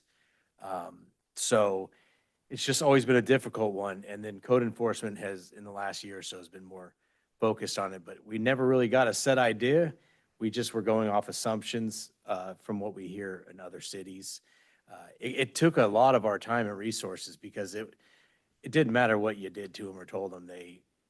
They were working for 1 or 2 people, and within that 1 or 2 people, they dropped them off in numerous locations throughout the city. The little carts with the fruit, that's been going on for, Yeah. like a year or 2. You've seen a lot of them. But with the fruit sales, it's really a problem. Mhm. And it's a challenge because there's legislation that was passed several years ago that was the impetus for me rewriting our street vendor ordinance that really, there's no criminal penalties that can be imposed. The fine, I think, is a maximum of $100, and they can do a hardship waiver for up to 80% of that. So you're looking at a $20 fine that just doesn't motivate a lot of change from whoever these individuals are that are utilizing these people to sell their wares. There are other cities that have been looking at revising their ordinances that would allow actually for just confiscation of the cart and the equipment. And that's something that at the last city attorney's conference was brought up. It's something would require a larger conversation with law enforcement and public works as to where do we store these items and kind of what does that whole process look like? But that is something that if council was interested in having a workshop or a bigger conversation on, we could bring that back. That was my thought before you said that, of what if we confiscated it? And then that might force a conversation with the people who are in charge of this, right? Like, they're gonna want their stuff back, right? So again, I want to be really clear that I am concerned about our local businesses being competed with. I'm more concerned about the people who are being forced to work these things. I'm concerned about them. And I know it's like a whack-a-mole, right? It's like, it's really hard to stay with it, but it's just so pervasive now. And I just feel like we have to do something about it. We have to pay attention to it. So maybe we can continue that conversation. Yeah, okay, great, thank you. Yeah, can I add on to that? Yep. I think we had a conversation about this a couple months ago. That I think you were the one that I was talking to, and she was on vacation again, and you gave me some information, and that was the conversation that we had. I remember I had no idea that a lot of those workers there was the trafficking issue and that element, which really changed my perspective on the whole thing, other than just a food and safety issue or health issue. I would like to explore that as well. And I feel the same way as you. It's really conflicting because, my heart goes out to people that just need to make money and make ends meet. But what is really going on, it might not just be that simple. It might be something deeper, and we don't want to support that. Right. Right. We have to get that under control. And I don't think a lot of people understand that that's going on. Yeah. I agree with you. Great, thank you. Okay. Committee reports. PCTPA tomorrow morning for me. Great. Did you have a meeting before our last council meeting or after our last council meeting? Or have you not had one? It's every month. Yeah. I think I just remember you saying you're Yeah, gonna, I mentioned it and then you added on to it. okay. Good, okay, so you have it tomorrow, okay, great. So Watma, the kind of bigger news there is they started dry testing on the new MRF, and they expect to do wet testing in July. This is the new materials recovery equipment's in the neighborhood of $100 million that will allow us to hopefully get to close to 80% diversion on your single big beautiful bin, garbage bin. And then Whitney and I attended. I love it. Yep. Whitney and I had EDC. Their subcommittees are getting rolling there, and one of our committee members went to ICSC. Maybe Sean can talk about his experience there, doing some commercial recruitment. Yep, go ahead if you want to. Yeah, so it's a very quick report because I was only there for less than 18 hours or something like that. But essentially flew in very next morning, I'll tell you this, I had not been before. I was not prepared for the scale. There must have been 30 or 40,000 people there. Every brand you can imagine, from fast food to nice restaurants to retail to you name it. They had everything. They had hotels, they had it all. And in fact, it was so big that I brought what Aaron and I thought was going to be plenty of materials to hand out about our commercial projects and kind of garnering some interest. And they were gone in 40 minutes. So I spent the remainder of the day handing out business cards and verbally explaining what we were selling. But a lot of really good interaction, especially on the hotel side. I probably had 4 or 5 meetings in quick 20-minute meetings in an hour and a half with all the big hotel players, many of whom are looking at Lincoln, and we were able to share with them some information that might coax them a little bit closer. So I think, and then I will also share that lots of cities had representation there, and some of them had booths. So we're going to think about it a little bit more and kind of determine whether maybe we want to partner with some of our commercial developers and have a booth next year. I don't know that it's necessary that I personally go, but it certainly would be appropriate to have a council member or two, or any number of our department heads or Aaron attend. It's really a way to network and get your information out to the retailers that are moving westward. All the ones that are already here know about us. It was the ones that are brands that, like Buc-ee's, that that are slowly moving this way. So, and a really inexpensive conference in comparison to many other ones that we've attended. Good. 2 meetings, one on the airport, one on Pioneer. On the airport, we had just had a dynamite meeting last week. A lot of action that came out of that. Our hangar project, which will be the first new hangars development out there at the airport in probably 25 years, I think. They're going to be breaking ground in June, looking to be completed by the end of the year. That's fabulous.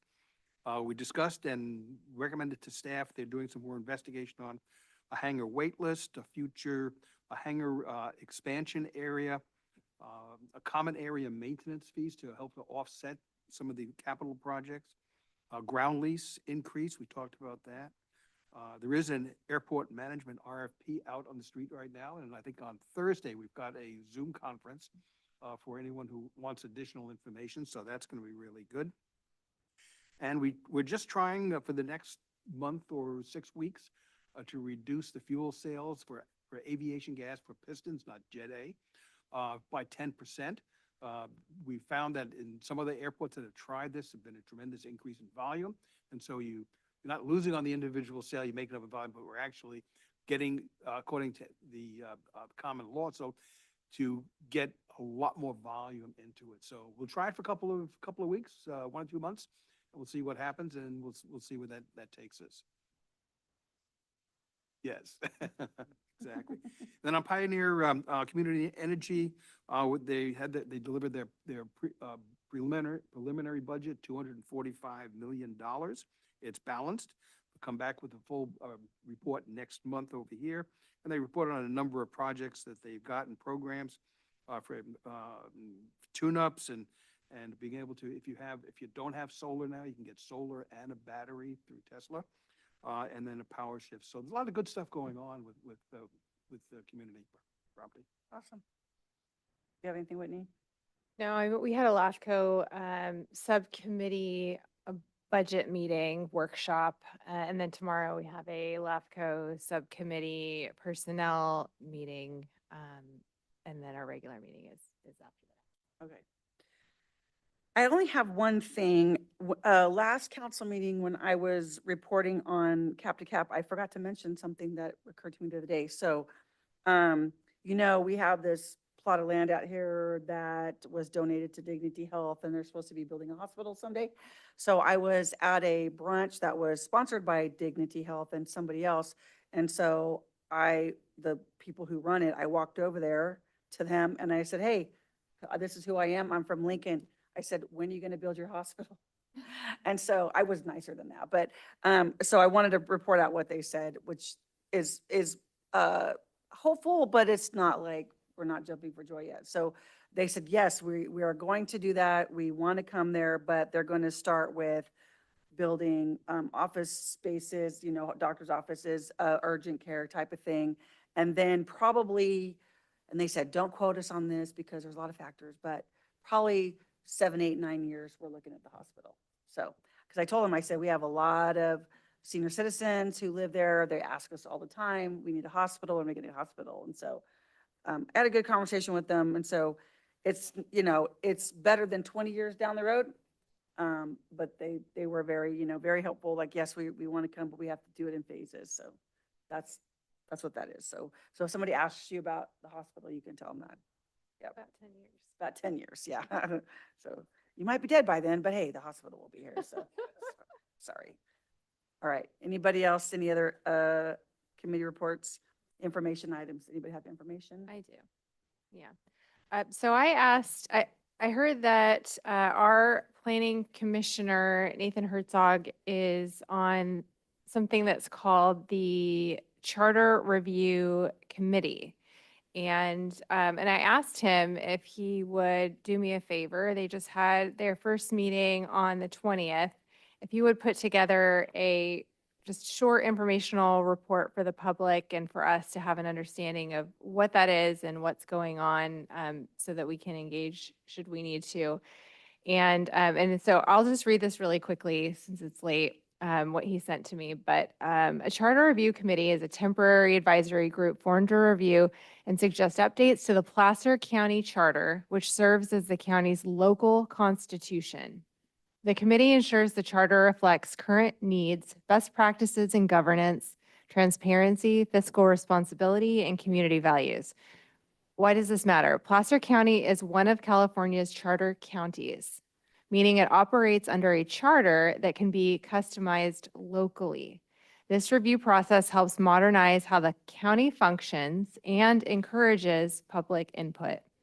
So highlights from their first meeting on the 20th, the committee held its kickoff meeting to establish procedures and begin discussions. Key points included introductions. All 7 committee members introduced themselves, representing each supervisor district and 2 public at-large seats. They had a public comment period where members shared early suggestions for charter changes to be considered in future meetings. Legal overview. The county council outlined transparency rules under the Brown Act and ethical responsibilities. Charter overview, the county executive office provided a summary of the current charter, laying the foundation for identifying areas that they could update. Leadership elected. So our planning commissioner, Dr. Nathan Herzog, District 2, was unanimously elected as the chair, and gentleman Troy Alessi, public at large, was vice chair. The initial topics discussed were, they highlighted priorities such as fiscal oversight, term limits, government structure, and increasing citizen participation. Future engagement plans were set for upcoming meetings, including 3 public input sessions across different regions of the county with in-person and virtual participation options. And the committee members are Loretta Walker, District 1, Nathan Herzog, District 2 Chair, Chris Jansen, District 3, Dan Woodward, District 4, Larry Farina, District 5, Einer Maish, Public at Large, Troy Alessi, Public at Large Vice Chair. This committee is committed to transparency, collaboration, and meaningful public engagement throughout the process, and the future meetings will be announced and open to the public. And I would recommend that we follow this, get engaged, and recommend that to all of our constituents.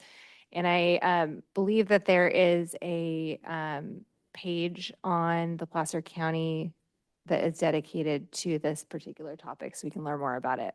But it's a good opportunity for us to make our recommendations, what we see maybe as needs, and go from there. Okay, any other information items? Other than, not this Saturday, but next Saturday, June 7th, is the car show in downtown. Rods and Relic that Tom and the Chamber puts on. It's going to be great. So come on out and check out some cars. And other than that, we are adjourned. Thank you, everybody. Thank you. Longer than